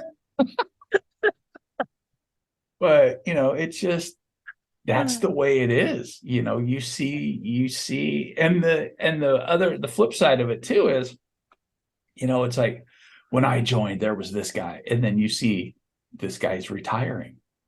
It's like, oh man. Yeah. ah, Yeah. it's like, it's been a pleasure. It's been nice. It's you wonder, how are these guys doing? What are they up to? They're no longer in the league, but it is what it is. We just have to go with it. But yeah, the changes and with the NXT thing and the rare drop, and we're getting better and we're more stuff, and it's getting exciting. It's elevating every season. And Cam and the league office, they are just doing such a great job that you really can't thank them enough for what they do. Mm-hmm. So I mean, if it wasn't I for got this, to mark off for Estelli. there you go. He's off my list now. And that is something to be said though. If we didn't have this place to go, I wonder how many people would have even met each other, because we're all Yeah. living on different sides of the world. Like I had Alex, that is the new DOC over in Canton. He's in Hong Kong. Oh, you mean Brad? Brad, yes, Alex Brad's Brad. my boy. What's up, Brad? How you doing, Brad? I love Brad. He's Brad is he's a character. He is, Yeah. and SFL night shift. that's right. And I see you guys on there all the time, just talking it up, and I'm like, y'all are pinging my Yeah. phone, and this no, I really don't mind. I actually have it on. I have it on silent, but I can see all the conversations that you guys had. Mhm. But you think about it, like Brad is from Hong Kong. I had Switch Thumper. He's originally from Albania. I had Oh Alessandro wow. Bello. He's, from Italy, so Mhm. it's it's a whole melting pot of different people, different cultures that we otherwise Oh probably yeah. wouldn't have ever met unless we were Mhm. here. So it's a wonderful thing, It's a We'll wonderful. definitely be touching on that in a little bit. Oh, okay. My project. Hmm. So we'll Sounds like see. I'm We'll see. okay. That sounds like I'm gonna have you back on the show real soon to talk Oh about no, that. we doing it. We doing it at the end. We doing it at the Oh, end. well, good, good. You'll Because see. guess You'll what? see. Guess what? We're getting ready to close up anyway. So there we go. Oh, there we Segue. go. Nice segue. So I'm going to first open up the floor for you. Do you have any questions for me before I let you, do your thing? I think I'm good. I think I'm Okay. good. Eddie, yeah, actually, Eddie's cutting you in on the percentages of the That's right. You know he is. he's that airs him, right? Yeah. Look, we're really good at Fitty that. fitty. That's right. But yeah, Right. so it's been an amazing experience being the owner. I think being with Eddie as an owner is probably one of the best moves that I've made. He's very patient, very kind. He also makes sure that I understand what's happening, what's going on. One of the first things he told me is actually do not go in the owner's room talking to everybody because it's a special group of people over there. And I was like, so these are the same group of people that I talk to basically on a regular basis. Basically, everybody has Yeah. been on my show. So they'll be fine because I'm gonna listen to what they have to say. They're gonna listen to what I have to say, and then that's Mhm. what it is. Yep. All right, Ashley. Yeah, okay. I'm not scared of him. So, but yeah, it's been good. It's been good. All right. So, now we move on to your big news that you want to drop. Well, we were talking about, we talked about with everybody in the league, the minor league guys, and, just everybody in the league being from everywhere, and when you go to the convention or you're in chat, you meet these people in person or, online. And it's like, one of the big things is like, where are you from? Yes. I was watching the championship game and there was one, now I'd have to go back and look and I've just totally spaced. There was a Baltimore guy when they were doing the announcements. He's like, his name, Norman, Oklahoma. Like, wait, what? He's like an hour south of me. But just to know, like, you never know. There might be somebody in the town next door to you that is like, oh, wow, you live like a half hour from here.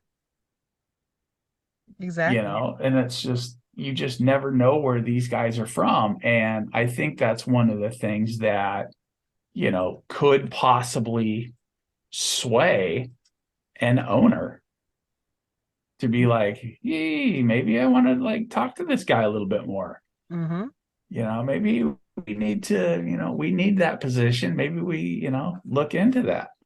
So I made a list and I put it in the Gen chat the other day and I said, hey, let's see what kind of response we get. And of course I couldn't get everybody. So if you're ready for a quick fire, quick fire lineup, and please, I don't have any light. I don't know where my light is. Wifey's going to turn on the light real quick so I can read. Oh, this ought to be fun. Let's see what happens here. I don't see light. I just see the fan moving. Oh, there we go. Okay. So a lot of the more active SFLm guys. So what I did was I went and I asked them, I said, hey, where are you guys from? So I got a pretty big response. Nano Matthews, cornerback, Tennessee. DJ the Myth Woods is from Georgia. JW Hartshorn is from Portland, Oregon. Nicholas Frossel's from Massachusetts. Max Von Ling, offensive tackle. He's from the Netherlands. Nice. Yay Verity, kicker, Tennessee. Jacob Creech, North Carolina.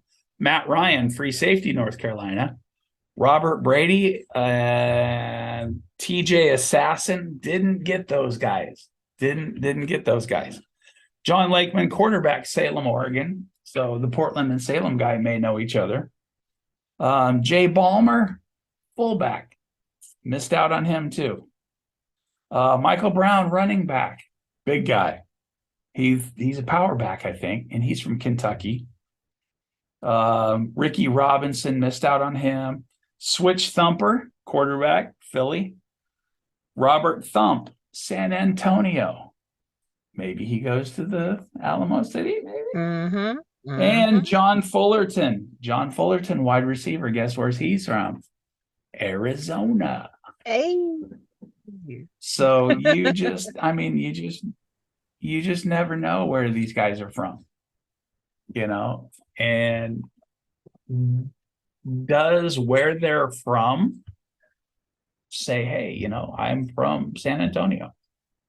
Maybe I want to play for this team. I'm from Arizona. I'd love to play for the Scorpions because it's my hometown, Right. So if you're an owner, you're looking for these guys, look them up. They're all great guys. They're in chat all the time. Hit them up. And like I tell them, hit up these GMs, learn who they are.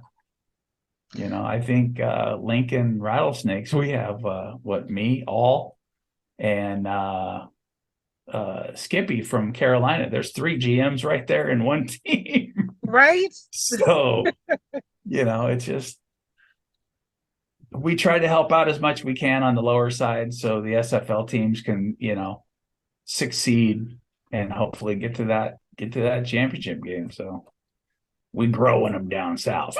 Hey, I love it. And it's funny because I did have Robert Brady on the show, and I want to say he's from Oklahoma. Maybe I'm going to put where he's actually from, like as a little caption. But I have Jay Okay. Balmer on this show as well. Jay Balmer, I'm actually going to be interviewing tonight. So I'll Okay. be able to get that from him as well. So Okay. pretty good. Well, That's a good idea. there's another guy. He's very, very vocal in chat, and that's TJ Harper. Oh yeah, I got He's a TJ on here too. linebacker, and Oh yeah. he's from Ohio, Springfield, Illinois. Oh, Springfield, okay. Illinois. So, Nice. and he's always been very vocal and what's going on. And he's got the flex squad and all that stuff. So he's getting into it. So wherever he lands, they're going to be a lucky team because he's a great kid. He's all So, over the well, I don't place. know if he's a kid or not. He's We'll find out tonight, as a matter of younger fact. than I am. So right. But that's some good stuff. And I actually like that. I like to be able to um let let everyone know where everyone's from, so they can make that Mhm. connection. Even, maybe play for the team that's in their respective city, or maybe make friends from someone like maybe down the street. Hey, let's go watch the SFLm game together when we guys play, make house parties. I know Florida, most of their Mhm. team is actually from Florida, that lives in Florida, that works together. So, they have Mhm. watch parties and stuff all the time. So Yeah. it's some good stuff here. But Doug, it was That'd be cool. amazing having you on the show. I really appreciate you for stopping by, for being here. Please come back whenever you want to. You don't have to wait until some big event like Oh yeah. being a GM, to come to come back. You're welcome on anytime. Maybe in the next couple of seasons, we'll announce an ownership of possibly, maybe. Oh, I would love to see that. Oh my I God. don't know. I would love That's not one of my aspirations, but Hey, sometimes the league front office. opportunity just comes to those that deserve it.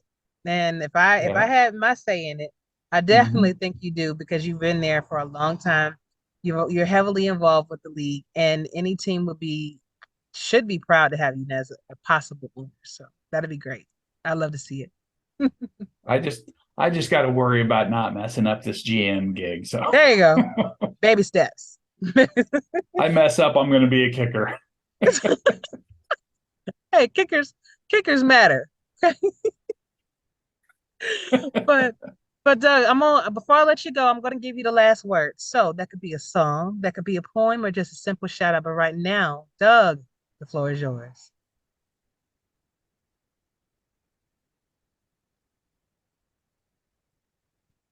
Well, it's I just people come on and they really don't give the credit, to where the credit is due.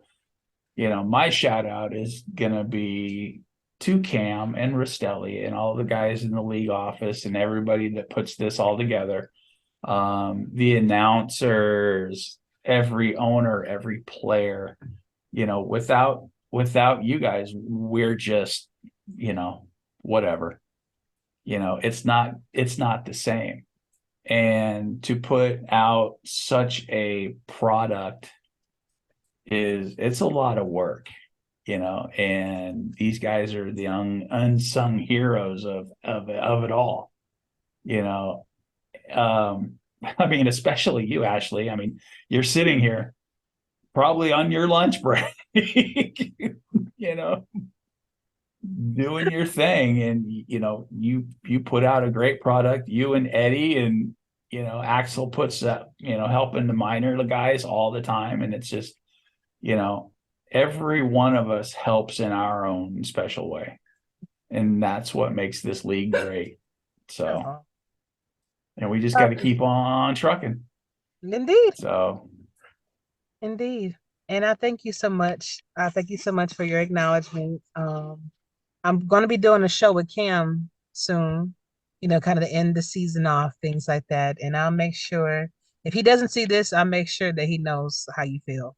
So, oh, he probably won't see this. He's too busy doing other stuff. no, I'll make him. I will make him watch this. Like, Cam, you better watch this show or listen to it. You know, my show be like 4 or 5 hours sometimes. So just,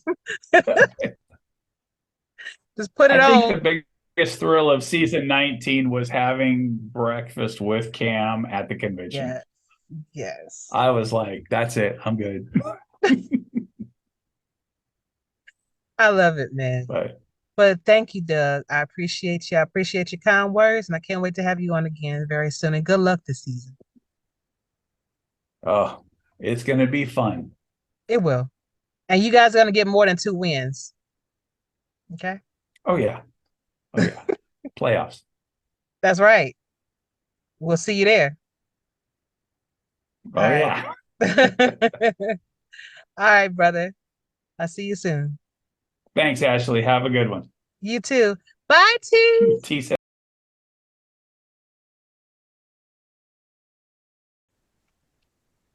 What is up, SFL Nation? We are back with my 4th and goal interview featuring rookie class members of season 20 and some very active rookie class members at that. I have here, first up, Mr. Jay Balmer. He is a fullback for the Madison Lynx. How are you doing, Jay? I am doing wonderful. How are you? I'm doing great, man. Just got off work, had to hit the ground running with you guys, so fed the babies, everybody's good. Now I'm gonna have to make sure y'all get a home. That's my main mission. Definitely. Awesome. And then I have here with me Mr. TJ Harper. He is the outside linebacker for Lincoln Rattlesnakes. How are you doing? Good. I'm doing fantastic. It's nice to be here with you and Jay. Jay's pretty underrated over there in the minors, so I'm excited to kind of share this interview with him. Oh, good deal. Good deal. Now, if y'all have any questions for each other, y'all can feel free to ask. I'm, all about getting to know each other and things like that. But what we're going to do first is introductory. So I would like to know, if you feel comfortable, your age, your hometown, one interesting fact about yourself, and your favorite NFL team. As long as none of y'all say Green Bay, we good to go. So I'll start with you first, TJ. I am not a Green Bay fan. I'm actually a Chicago Bears fan like yourself. Hey. And it's been an awesome season so far. I mean, the first month was terrible. I'm sure you watched the season, but I'm 38. I'm from Springfield, Illinois, which is the capital of Illinois. I've got a 16-year-old daughter, which I'm sure maybe you guys seen her on my Twitter. Married for about 10 years. And the reason I came to this league was I was looking at YouTube videos, like a Madden GM league, some like franchise dynasty league, and a little SFL thing popped up. And I was like, oh, what's that? There's live announcers? Okay, interesting. And that's when the claws kind of got into me right then. Yes, indeed. I think that's what hooked me too. When I heard it was Cam, our commissioner, Cam Irvine, and it's got Andy a sultry Hamilton. voice. Yeah. Oh my gosh. Crazy. And I was hooked in. Jay, same question, brother. So, age, hometown, interesting fact about yourself and your favorite NFL team.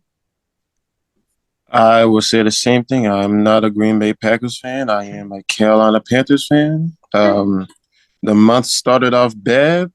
Still don't trust this quarterback decision making that we've been going through. I really don't like it at all. I'm 23 years old, still going on with wrestling school and living in Virginia right now. And how I got into this league is because I just be watching videos on YouTube, figuring out what I can do with anybody on Discord, and saw SFL and like, you know what, I want to join it. I'm glad y'all did. I'm glad you found us. I mean, we've grown so much as a league, not on television and on Twitch, on YouTube, so I'm glad to have you. I think it's over like 2,143 people that's in the server right now, which is crazy because it was nothing like that when I first started, Yeah, I've lived in towns smaller than that in my life. Wow. Definitely, I have to. Small world, huh? Oh man. So have either of you actually played sports before? Yes, I have. I've played football ever since I was in high school. Okay. What about you, TJ? Yeah, same for me. I played baseball and football. I wouldn't say it was any good, but I definitely played. Yeah, same thing for me. Really? How y'all gonna be on teams not good? Y'all had to do something. Wait, first of all, what was your positions? What was your position on your team, Jay? That was a tight end. Okay, so nobody threw it to a tight end. What's going on, man? Or was your hands was slipping through your hands? What was happening? Kind of both. Oh, But I Jay. was really good at blocking, though. Hey. Well, you had to. I guess that's why you chose fullback to help block for that running back, huh? Yeah. There you go. There you go. TJ, what positions did you play in baseball and in football? I was third base in baseball, and then football. I stopped playing at a young age, but football I played through high school, but I was a guard. I'm kind of undersized. So I'm only like 5'10" on a good day. Oh, So okay. there's no aspirations of going to college and playing. And I just sprouted up, and that was it. I feel you. That them hits hit Mhm. different when the older you get. Like, and I understand that. Sure. And you said, were you shortstop or just third base? I started off like at the pitcher, but I ended up at third base back before it was finished, just because I had one of the stronger arms. I can get it over the first. Okay. No, I love it. I love it. I'm trying to get my son into baseball. I'm hoping that he'll be a lefty pitcher or something like that. You know how much money he would make if he could do that? Well, yeah, it's hard to teach Oh, too, yeah. because all Right. those pitching coaches are used to righties, and they got to do it the opposite now. That actually kind of makes me think of kind of like in football, right? When you have a quarterback that's left-handed versus a right-handed quarterback, I wonder if that makes a difference. The champions, Baltimore, their quarterback is left-handed. So I'm wondering if that actually has something to do with why they winning so much. Yeah, I mean, Mhm. especially trying to roll out right, you got to turn all the way around. Exactly. It's kind of dangerous. Exactly. Definitely. So, gentlemen, why did you choose your prospective positions? Jay, I kind of figured you probably chose it because, like you said, you like blocking, but is there another reason that you chose it? Maybe the position you wanted wasn't available, or was this what y'all actually wanted to do? Yeah, the position I wanted was not available because I wanted to be a tight end still. Got But it. I'd rather be a fullback because blocking is what I do. Hey, exactly. What about you, TJ? I just always wanted to play outside linebacker, and I grew up. I'm a big Bears fan, so I grew up watching Urlacher from like 2002 on, and I kind of got spoiled through my young adulthood watching him, and that's kind of why I created him. Got it. After Urlacher, huh? My heart was broken when he wound up retiring, but you can't play forever. You know. Well, it's the way he had to retire too. Nobody else would sign him anywhere, and they kind of soured the situation with Chicago. Yeah. Yeah, if only he came to the Panthers. Okay, listen, I know y'all wish I would have kept Cam Newton too. Oh yeah, shoot. I never thought he I would wish we leave. could have. Wish we could have kept Greg Olson as well. Yeah, Greg was pretty good too. But who knows? Y'all might turn it around, man. You gotta believe. We might. We might. All Three and right. seven. The third in the North South. The worst division right now. Hey, I was there Uh, last year. I totally feel your pain. man, I'm Mm. telling you, it's hard. It's hard being a fan sometimes, but it's the emotional content. And speaking of being a fan, so you guys are on different teams. Jay, you're on the Madison Lynx, and TJ, you on the Lincoln Rattlesnakes. So how has it been for you since you've actually played your first games and been involved in the SFL in this at this magnitude right now? How does it feel? Mm, I mean, it's feeling good right now. Yeah. Glad that I can block even more. Open up the Gotcha. holes for the running back. That's all I can do. Listen, that's important, man. That's important, especially when you're going against these dominating teams that you need to run. Because if you pass, and all the cornerbacks and strong safeties going to snatch the ball out there. So yeah, you got to do that. Yeah. What about you, TJ? Actually, it was really nice because when I first came into the league, you guys had just finished up your off season coming into this season. So I joined like right at the beginning of July, and I've had every week of progression this year. So like it took a while just to get to the games, and that last like 4 months was like a long stretch. It was like almost like relief by the time I got to see my player in the game because I was basically scouting for Canton all season and doing that for them, and never, obviously I'm not in a pro level yet, so it was pretty dope. I think I was more excited for everybody else just to I was kind of surprised like how many people actually viewed the minor games. Like there was like 70 to 90 people in a lot of those games, and I'm like, who's watching this? And it was people like yourself and other owners and GMs. So I was really kind of surprised by that. Oh yeah, we gotta know who we're drafting. We gotta know who's out there, and your production on the field is one thing, but we also watch the general chats and things like that to see how you interact with other players, and how active are you? Because we will kind of gauge that as to how you will be in our own locker room when you're dealing with our players and things like that. So it's, and then of course, your own teammates are watching these games too, and people that are just genuinely interested in what we're doing too. Like you said, you can be captivated by the announcers calling the game, how they get so excited, and then you're like, "Oh, wait a minute, this is live," And so it's some good stuff. I think the hardest thing for me is just trying to describe exactly what the league is in like 10 seconds or less. I know the league has like their own tagline, but what do you tell people when you tell them what do you do over here in the SFL?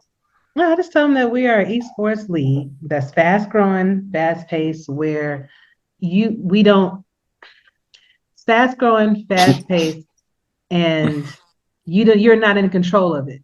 The coaches submit their playbooks, and it's AI versus AI. Yeah, that's kind of how I explain it too. It's just like, yeah, and we're in the game, but we're not actually playing with the controller. So exactly. Oh, yeah. I mean, I'm sure if we were playing with the controllers, there would be a lot of broken controllers, a lot of replacement parts. Definitely.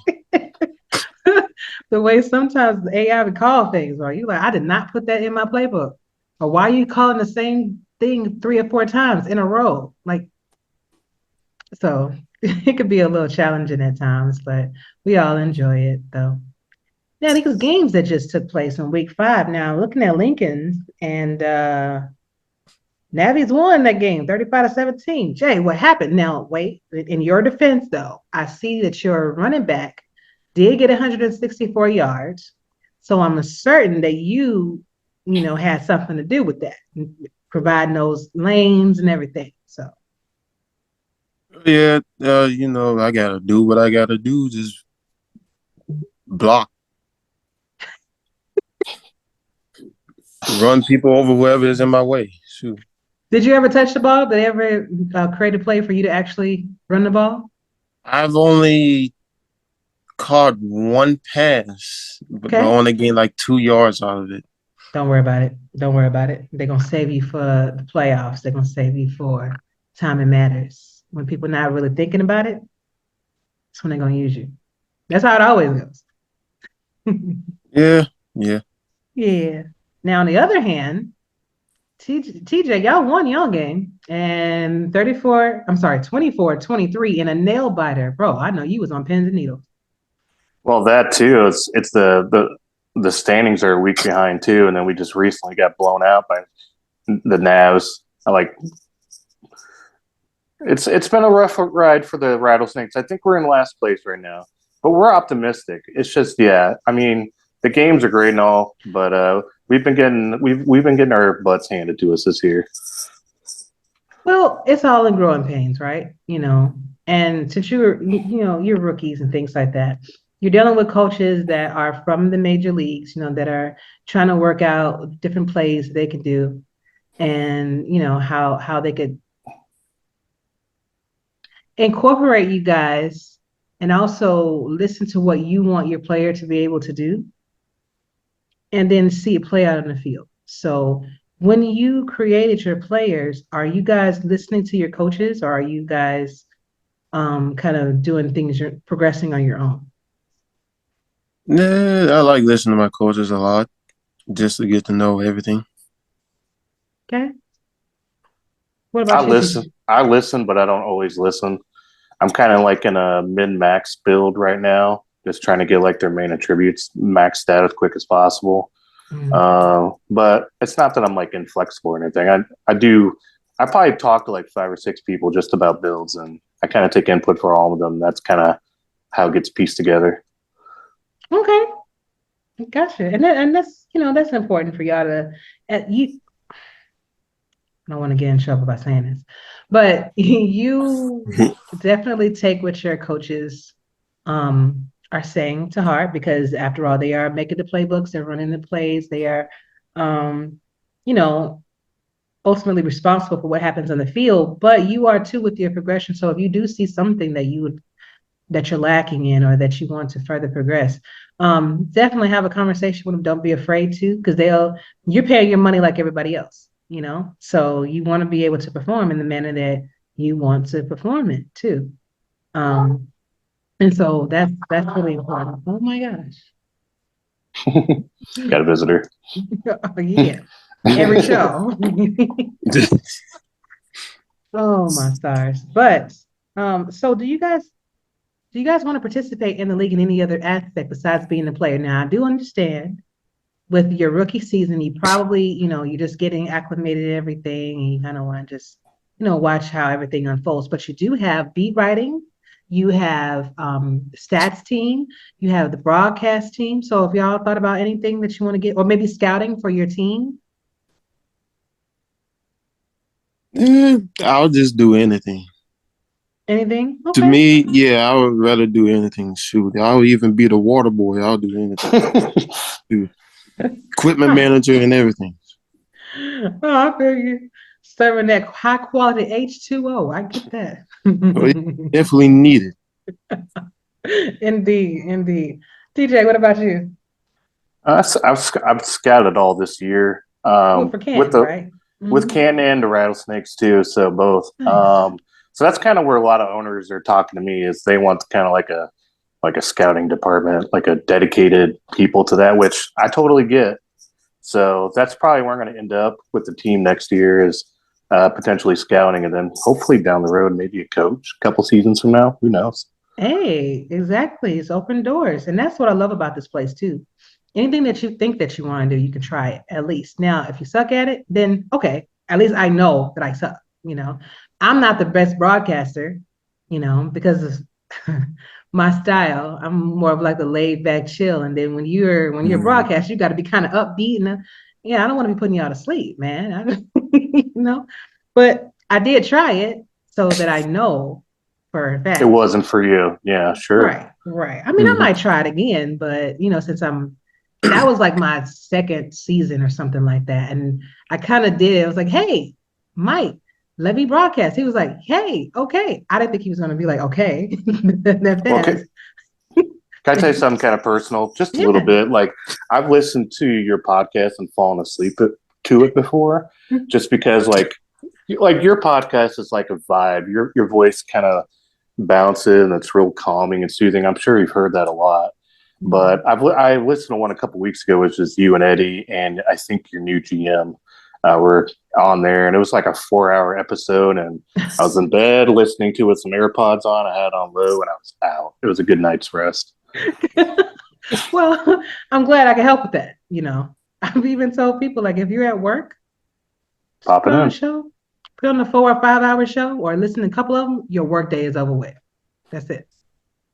I know. I miss Mike O'Neill's podcast he had, and I know he got real busy and stuff. So maybe it'll come back. I think you should do it like just once a month. Would be great. Right, because especially when you develop a following of people that looks forward to your content, and then it's just gone. It kind of, it. You have other stuff out there, but people want to see you, and want to hear from you. So I get that. Hopefully he will. Hopefully. Yeah, I agree. So, gentlemen, what type of personality will you be bringing to someone's locker room when you're drafted? You know what? I just like to make everybody laugh. Shoot. Make everybody all happy and, getting to know everybody. And that's important, especially when you got those times where things ain't really going too well. You're gonna definitely need somebody to kind of take that edge off. We've been there, man. So Yeah. it's Yeah. needed. What You about you? need somebody to lean on, I'll be there. Awesome. And definitely need more people like that too. Well, TJ, what about you? Me, I'm just super chill. I'm sure you guys see me, running around the message board. So I've got a job that kind of makes it easy for me to kind of be active in the league. So that's why I'm there probably most hours through the day because I'm either waiting for something at work to pick up or to take, and I've got quite a bit of time. So I'm sure a lot of people have seen my personality already.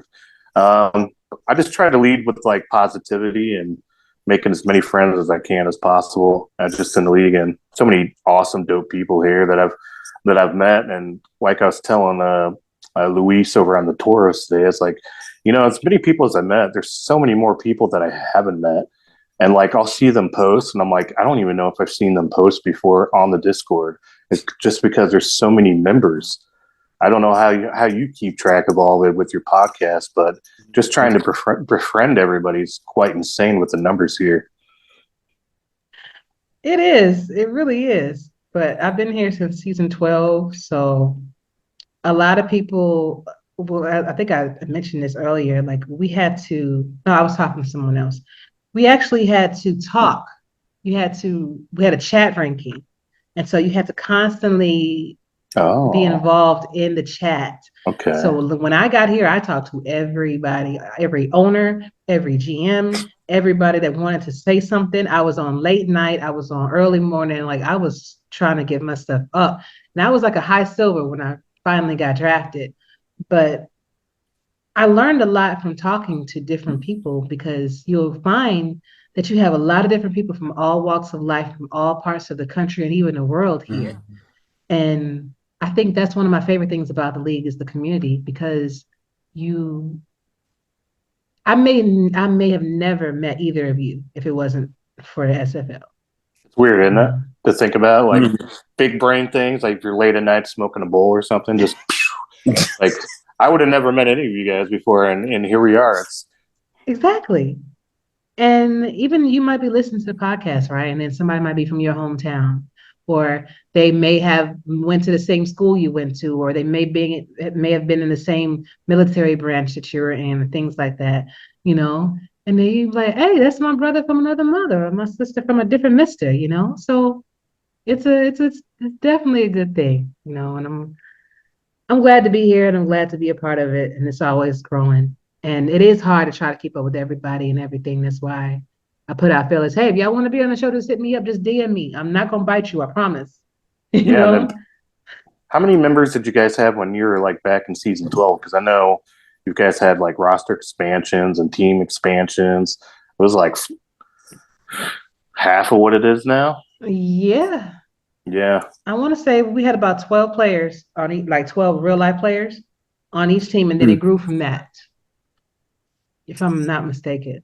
But I know when I started, I was actually a wide receiver. And I got picked up by Tulsa because they wanted a quarterback. And it was like, okay, we see how active you are. We want you to be our leader. I was like, what? Smart. Yeah. I was going to be the wide receiver or defensive end. Like, that's what I applied for. But we shocked everybody with that one. So, and I've been doing my thing ever since. And what you'll find is that even if you're not in the position that you wanted, the good thing is for you guys get a way more playing time than we did back in the day. We only had one game to showcase our talent before the draft. You guys get a whole 8, 9, 10, games to build up your progression. The good thing about y'all too is that if you don't get drafted, and don't feel bad if you don't, just go back to the minor leagues and continue to build your player. But you get to continue to build up on your player while you're there. So it's not like you're stagnant, And I think that's a great opportunity for you guys just coming in the door. But I'm wondering speaking of draft, it's going to be coming up pretty soon. What are your expectations of the team that will draft you? Like, what do you want your locker room to be like? What do you want your front office to be like? To be honest, it really doesn't matter to me. It's just me being there. I'll be just happy being there. Okay. I got you.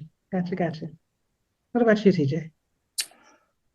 For me, I've kind of seen a little bit of the locker room already with Canton, and they kind of set the bar pretty high over there. They had a very good core, owners with Adam and Christian and Mike All and all those guys over there, and so that's kind of what I'm expecting going in the most of the locker rooms is kind of that similar vibe.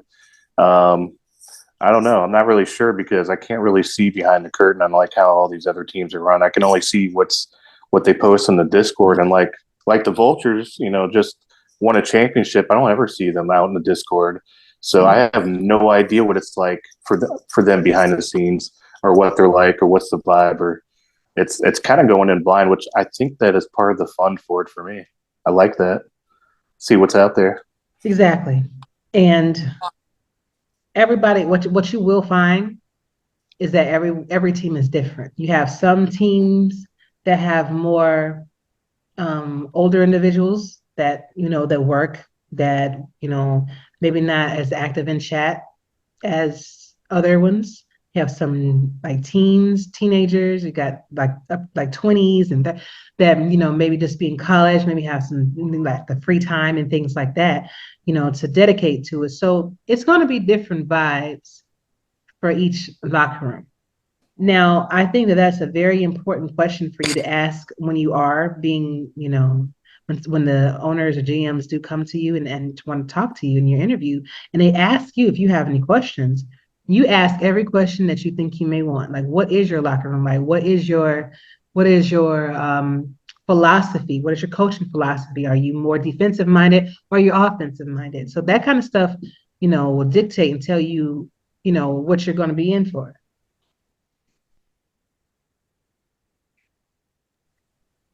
So it's going to be good stuff, One question for you guys. What is currently a sport that is played that really shouldn't be a sport? I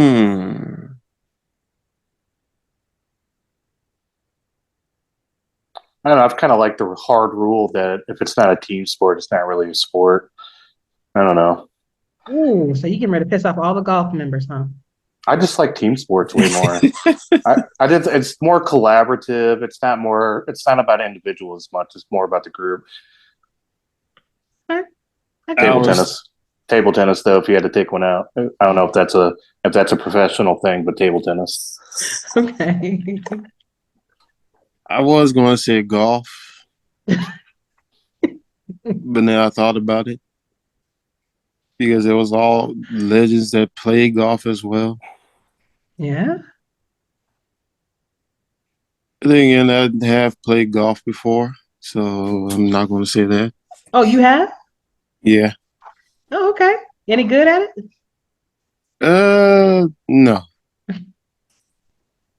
Question for you: what sport would you take out? Let's turn it back around on you. Curling all day. Really? No, listen, professional ice. I call them the professional ice sweepers. Yeah, but it's more about the stone than the broom. Oh yeah. I don't know. I feel like I can't afford to curl. Like I couldn't go out and just do that. Listen, this is what you're doing. This is what you. That's all you're doing. Someone got on me about that. I want to say it was Tyler Falk. He got on me and somebody else, and they explained why it was a sport. But I'm like, I'm so sorry, dear. I mean, I think you can almost explain away everything as a sport as long as there's rules established and it's fairly competitive. I mean, you can almost call anything a sport. I mean, Like there's hot dog. cornhole? Yeah. Yeah, and there's like hot dog eating competitions every year. I mean, is That's that a a sport. sport? Is that a sport? I mean, Do you have to train? I feel like anything you got to train for. But you do train to eat, though, right? yeah, Yeah. yeah. It's weird. I'm just interested. If you watch my shows and when I ask that question, you will get all kind of answers, and it's crazy how people perceive, Yeah, just what just to see their bias too. exactly. Just to see what they grew up with and don't like. Exactly. So, what is one thing that you want to have accomplished by this time next year? Now, that could be in your personal life and in your SFL, I guess, SFL life. Just make as many friends as I want. I mean, that's all I'm here for. Okay, gotcha. What about you, TJ? I want to be on the Skippy Curtis plan. I want to be like a GM by like that after that first like full season. That's kind of where I'm at personally, though. I'm probably going to get back into middle management again, and I want to get back to making like six figures again because I'm pretty broke right now. But I'm just kind of I'm kind of personally taking it easy though, so took a little mental break. But I want to get back to middle management again. I think that's the goal. I can understand how that could be stressful, and sometimes you need a break. Sometimes you need that change of pace, that change of scenery. To kind of revamp yourself, or just kind of like just get that rest and the rest that you need, I guess. Yeah, I don't even know if I'd call it a midlife crisis. I would just call it a middle of the road crisis. I don't know. Okay. I'm almost 40 and I'm like, well, I'm not young. I'm not old. Still trying to figure it out. Just in the middle. Just in the middle. You're still young. You're still young. You're 23. I mean, you got a lot of time to figure it out still. Yeah. But it sounds like you got a great plan going on right now. But life's moving so darn fast already. It does. And they don't tell you that. It just gets faster and faster as you get older. Yeah. When you're younger, when you go on a car ride and you ride with your mom to pay bills, it feels like it forever. I just want to get back and play my video games or It's watch really my not. shows. Yeah. But then, like today, literally the whole day went by fast, And I'm like, what happened to the time? I guess it's perspective, So, but gentlemen, this was fun. I would want to invite you both back again to come back on the show whenever you want to. You do not, and I'm telling you and everybody else that's listening, you do not have to wait for me to invite you. Everybody has my personal invite. So you come on whenever you want to. You want to share something. You want to tell more of your life story that you want people to hear, maybe think that people can learn something from. I'm here for you. You don't have to wait. Okay? So, y'all have any questions for me before we leave? How upset were you about that crushing championship loss? Was it just like a immediate mad and then over with, or did it drag for a week? I was just curious how you dealt with the loss. Yeah, I didn't know if I wanted to ask that question or not. It's all good, man. Y'all can ask me anything. I was mad immediately. And then after I took a drive I took a long drive to go get my groceries. Participated in some, how do I want to put this? Adult vaping activities. I had a different perspective on things because I had to actually do a show I always do a show with the winners from each championship. And I've done that show with Baltimore 3 times prior to this time. And I told them, like, they're my brothers. Like I love Baltimore.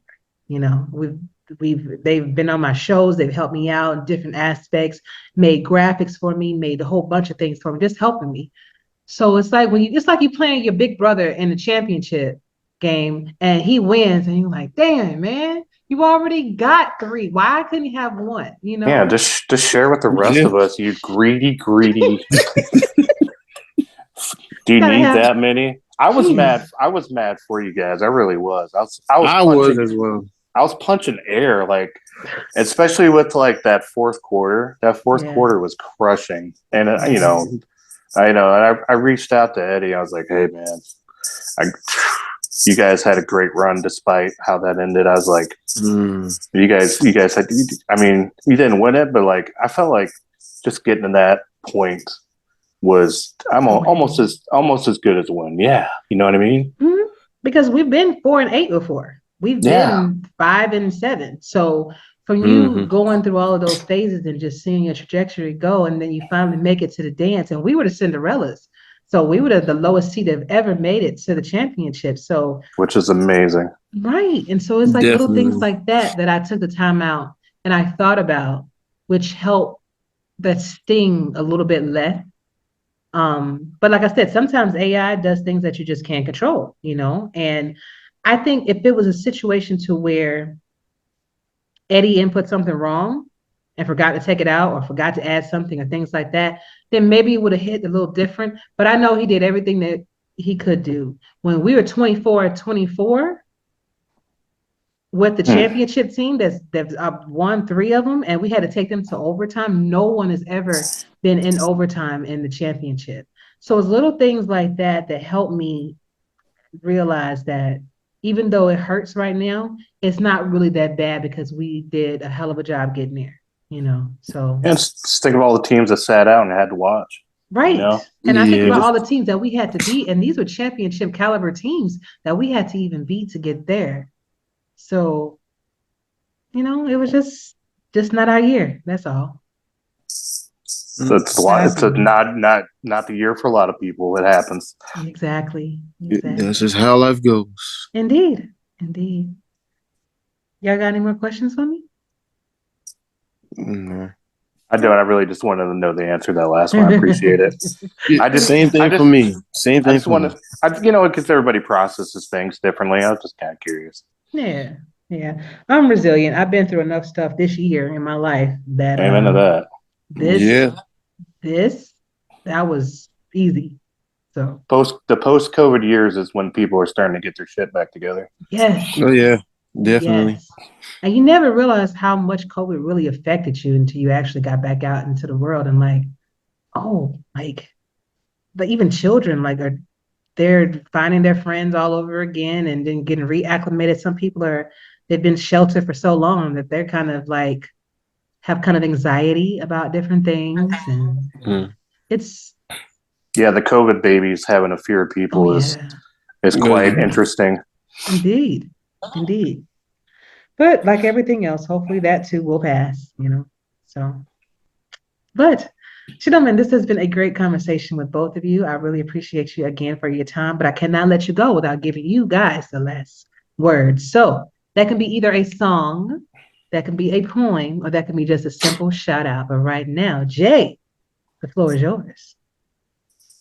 Yeah, it was fun being here. Links up. I love it. And come back anytime, Jay. And TJ, what about you? Just wanted to say shout out to everyone that's helped me out since I've been here. Axel Raven, Doug Day, Michael, Adam Chance, everybody else that I've forgotten about.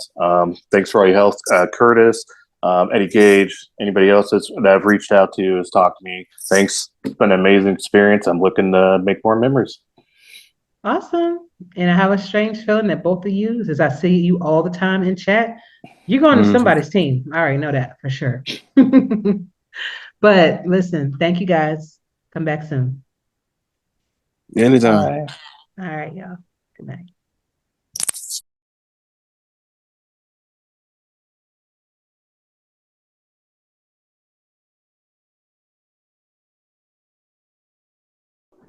All right. Coming back in 5, 4, 3, 2, 1. That is it. Thank you so much for joining us tonight. Special thanks goes out to Jay Balmer, to TJ Harper, and to Doug Day for being on the show. And of course, my two special co-hosts, because I guess I said guests the last time, then pissed everybody off. So co-hosts, Mr. Eddie Gage and Mr. Diggy. So, gentlemen, y'all have some good words for the people before we leave.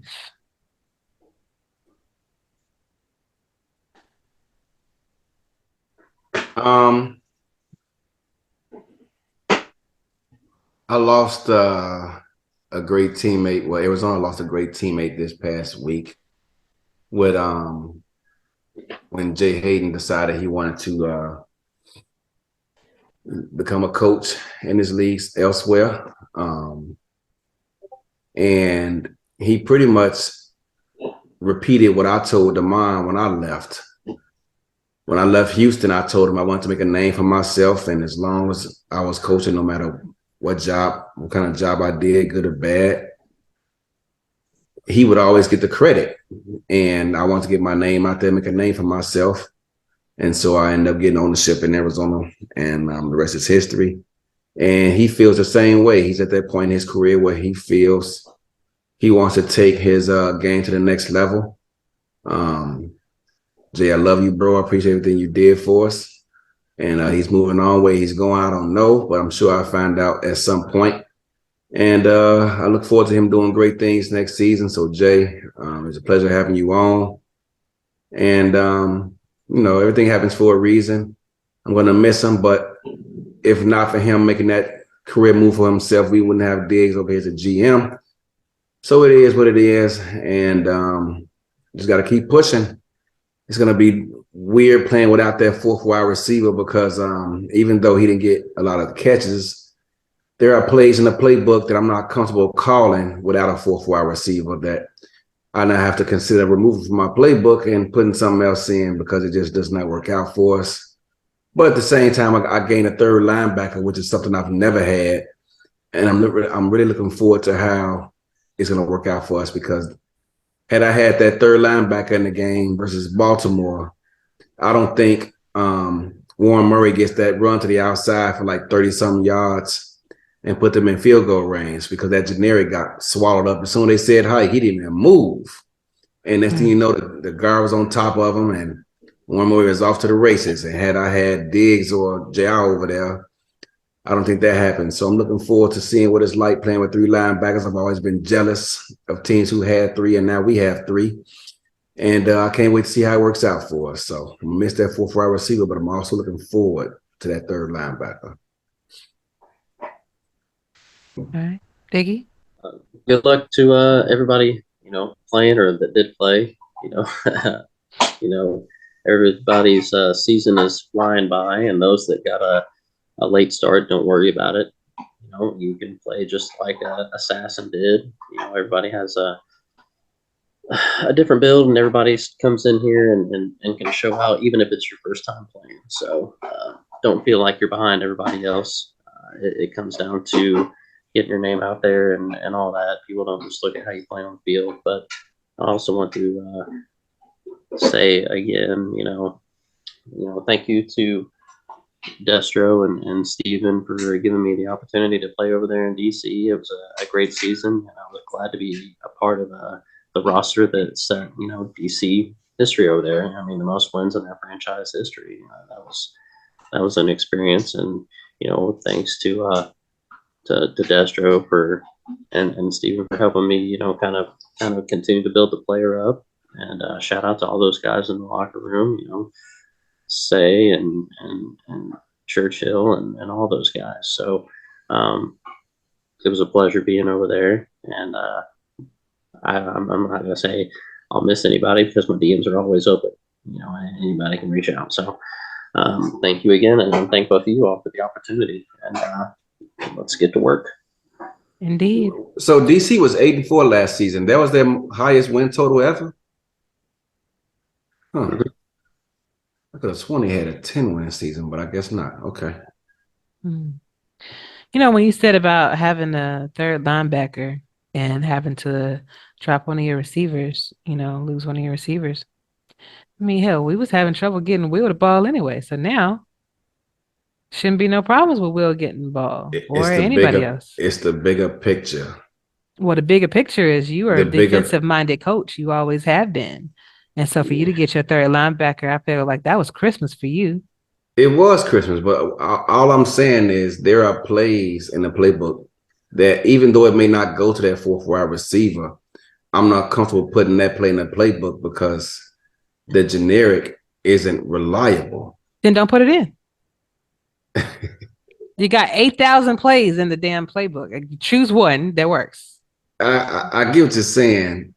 It's a teaching moment. I have to teach you that one day offline or something because it's different. Even though the ball doesn't go to them, like there's plays I had in championship game versus Baltimore that without a fourth wide receiver I would not have added because it puts too much pressure on the third wide receiver because of the routing that they're running. Then you find something else that works. Correct. Exactly.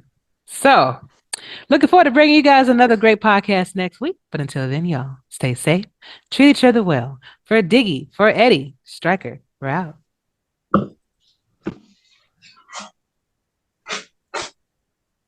Recording stopped.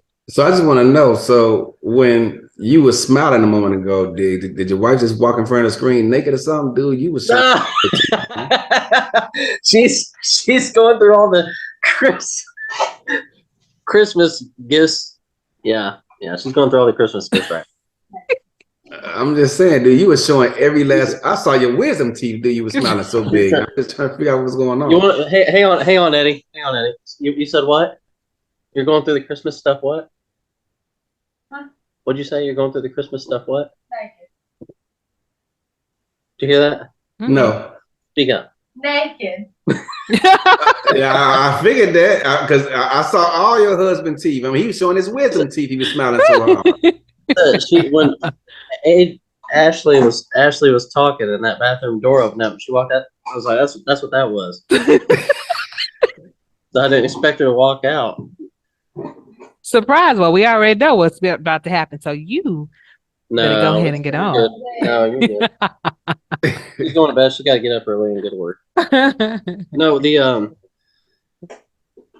Oh, you're still doing your thing. I was getting her to ask a question. Oh, okay.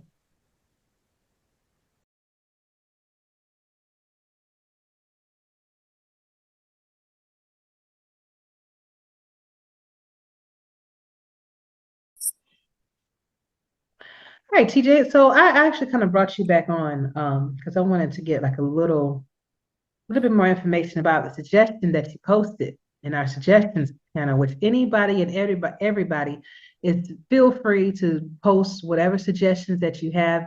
That is all it is a suggestion. No one should be apprehensive about posting anything in any room, especially if we're all a family and we all a league that, should welcome everyone and their opinions, especially if they want to be respected as well.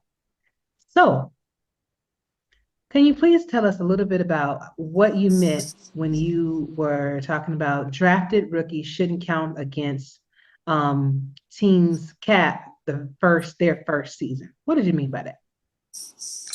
Just kind of mostly what just what the comment meant. Just I kind of look at rookies as like, going through the minors and kind of getting their feet wet, and then getting to the pros, which I'm sure is a lot different. A lot of the teams rely on community members for jobs, like statistician or scouts, things like that. Which if you go through team openings for jobs, a lot of them are for scouts, a lot of them are for stats, and some of those teams got penalized this past season for cap just for stats, and I don't remember who they are offhand.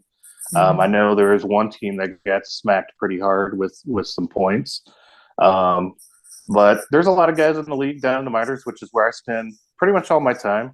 That maybe not totally aware of what they can do to help these teams out. And they do get some help in the minors, and like all things, some coaches are better than others. But I just kind of thought of it more of just like once these, right now with the roster being maxed out at 23 players and, only so many people retiring, so much movement. I mean, it'll give the teams opportunity to take on more rookies instead of maybe taking one, or which some teams take none. And, the minors is great. Like you said earlier in the podcast, like when you were coming up, there was one game and now there's 8. That's with playoffs and all that. I mean, that's pretty significant. But like everybody else, we're here to compete, and I don't want to stay in minors, because maybe most of the pro teams aren't passing up on rookies because of cap reasons and roster reasons. And if they need a 6th DB or a 4th linebacker or any position kind of like that, 3rd tight end, 2nd tight end, they'd be able to do that with no cap, and also kind of lend itself to like almost like a mentorship for a lot of these players. And I'm sure there's a natural regurgitation of players that come and go. I'm sure you've seen a lot of that happen over the years. And for me, I kind of look at it as like the business side of it. Like they're paying customers. I mean, yes, it is a league, but you do pay a little bit. It's not much down in the minors. But I kind of look at it as just like retaining all those people. And I know the goal for some owners, and I'm not going to speak for anyone specifically because I don't really know a ton of owners like that, but I've heard that, some of them are going to be quite happy with 32 teams, and, others have aspirations for it, being, multiple leagues with thousands of players down the road. And that's kind of where my voice is coming from is, 28 teams is great, but what about 1,000 teams? Like, how are we going to handle the influx of people? Eventually there's going to be another pop of people coming, just as more and more SFL is around and hitting on that algorithm on Google and YouTube. It's just going to keep funneling people here. I mean, and I get it. People are set in their ways and people have their own opinions, just airing mine out. And I'm just kind of more of the forward thinking type. Like 2,100 members, that's a lot, but another year or so, you just don't know where it's going to lead. Indeed. And while your suggestion may not be practical for what we've been used to, it is something to at least maybe consider, as well as any suggestion. And I think what kind of rubbed me the wrong way is how your suggestion was being received and how it was being responded to. And you're right. Everyone has their own opinions. Everybody has their own thoughts on how things should go. But there's a fine line by stating your opinion and just being disrespectful. I don't want that line to be crossed when it comes to someone just merely at all, period, especially in the community. I'm the director of compliance, so I'm responsible for how the community is being treated, how people are treating each other. And while I do value everyone's opinion, I think that people should also take the time out to really think about what they're saying and how it will affect others. That's just merely asking a question. They're just merely making a suggestion. Well, yeah, and it's not even like involving myself in that equation, just people that don't post and just viewing it, and people that may not have thrown their hat into the ring because they didn't want to, because of, I don't know. I don't think it was like toxic, but it was definitely a little off the cuff. Right. And that happens. Like I've seen some blow-ups before in the league, and people have, different temperaments for BS or for opinions, and some people handle things a little, with class, and some people don't. So, indeed. Well, I'm glad that how some people received your information didn't turn you off from still being active and still putting your thoughts and your opinions out there, because I need you to understand, and I need every rookie and everybody in this league to understand that every opinion, should be stated, but you do it respectfully. There is a way for you to get your point across and be respectful and not be abrasive about the situation, because it may not rub you the wrong way, but it may rub other people the wrong way. And now they're apprehensive about putting their thoughts and their feelings and their opinions in it, because they might get reprimanded by somebody, that they hold in high regard, which is not right. So I just wanted you guys to understand that you have people that you can come to talk to whenever you're feeling a certain way, whenever you're feeling, that things aren't going right. Come talk to me, come talk to Cam, come talk to us. We're here. We want to make sure that you have a good experience. And I thank you for your suggestion. Now, would Cam go for it? Probably not. But at the same time, probably you never not. know. You never know. So again, thank you so much for that, TJ. Yeah, no problem. Have a great night. Appreciate it. You too.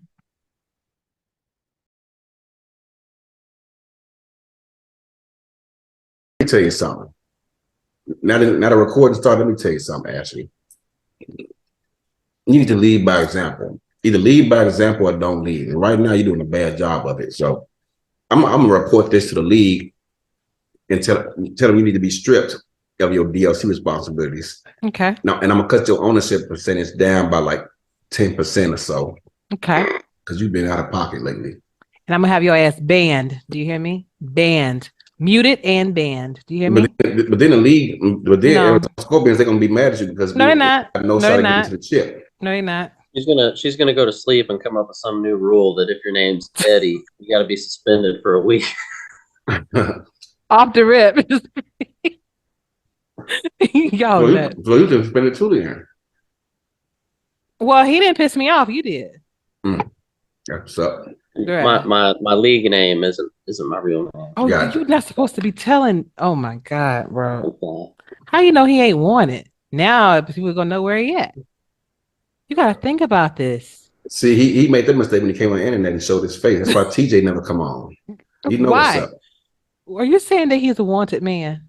I'm saying if he was, he wouldn't be doing that. Didn't TJ show himself? When? Nah, he never did. I met him though in Baltimore. Oh. At an undisclosed location. I am determined to have that man on my show one day. Face, voice, everything. That's my ultimate dream. When that meeting went down, Eddie, if it was before or after the crime, you could Hey, let me tell you something. It was like 6 of us there, and the bill came, and I pulled out my credit card to pay. He said, I got this. Pay for everybody. I said, hey, you ain't let me put this back up. You ain't seen Pay for everybody food. Man, he's real cool though. He's a real generous dude, you know. No, and real talk, if I could have, what I should have did was snatch his credit card so I could see what his real name is. That's what I should have did. Well, if I would have went with y'all, I'd have been like, are the refills free? Or are you charging everything? Right. Oh, you're charging? No ice. It's out cold. Right. It do come cold out the fountain. That's what people don't know. I ain't trying to hijack your show though, so go ahead on. My bad. You already did. This is gonna be for the bloopers anyway. You already. That's what you did it for. I already know. But are they for the bloopers? Yo, R62 and KM for not pausing the game and getting that shit right. Well, hold on. Yeah. For R62, and for KM for not getting that shit right. Get that shit right, bro. I ain't gonna have to repeat myself. I ain't gonna get him the burgers. I want to get banned. Yeah, you are gonna get banned. See, and look at this.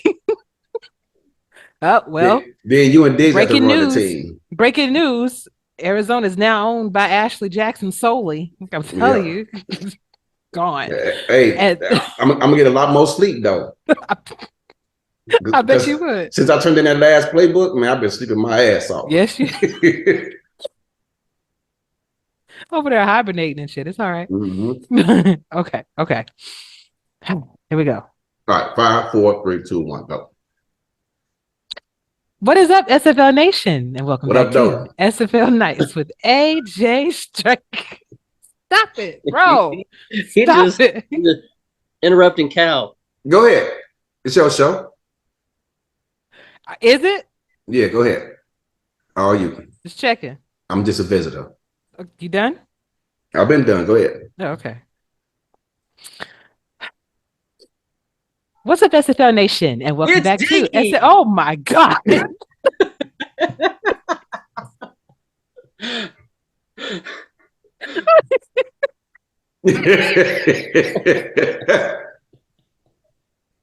Good job. All right, we both had our turn. It's your turn. Yep. Go ahead. It's your turn. It's your show. Do you? Oh shit. What have I done? What have I done? What have I done? Oh, stop it. Get yourself together. No, that's y'all. Okay. About time to restart the room. 3, 2. I'm saying. No, she's using my account. Yeah, so this she is the good. one that's. Oh, yeah. Awesome. First time for everything. She got us. She finally got herself situated. So what I'm not gonna do is have both of y'all ganging up on me like that. That's what I'm not. Go ahead. I told it's your show. Go ahead. Start. Exactly.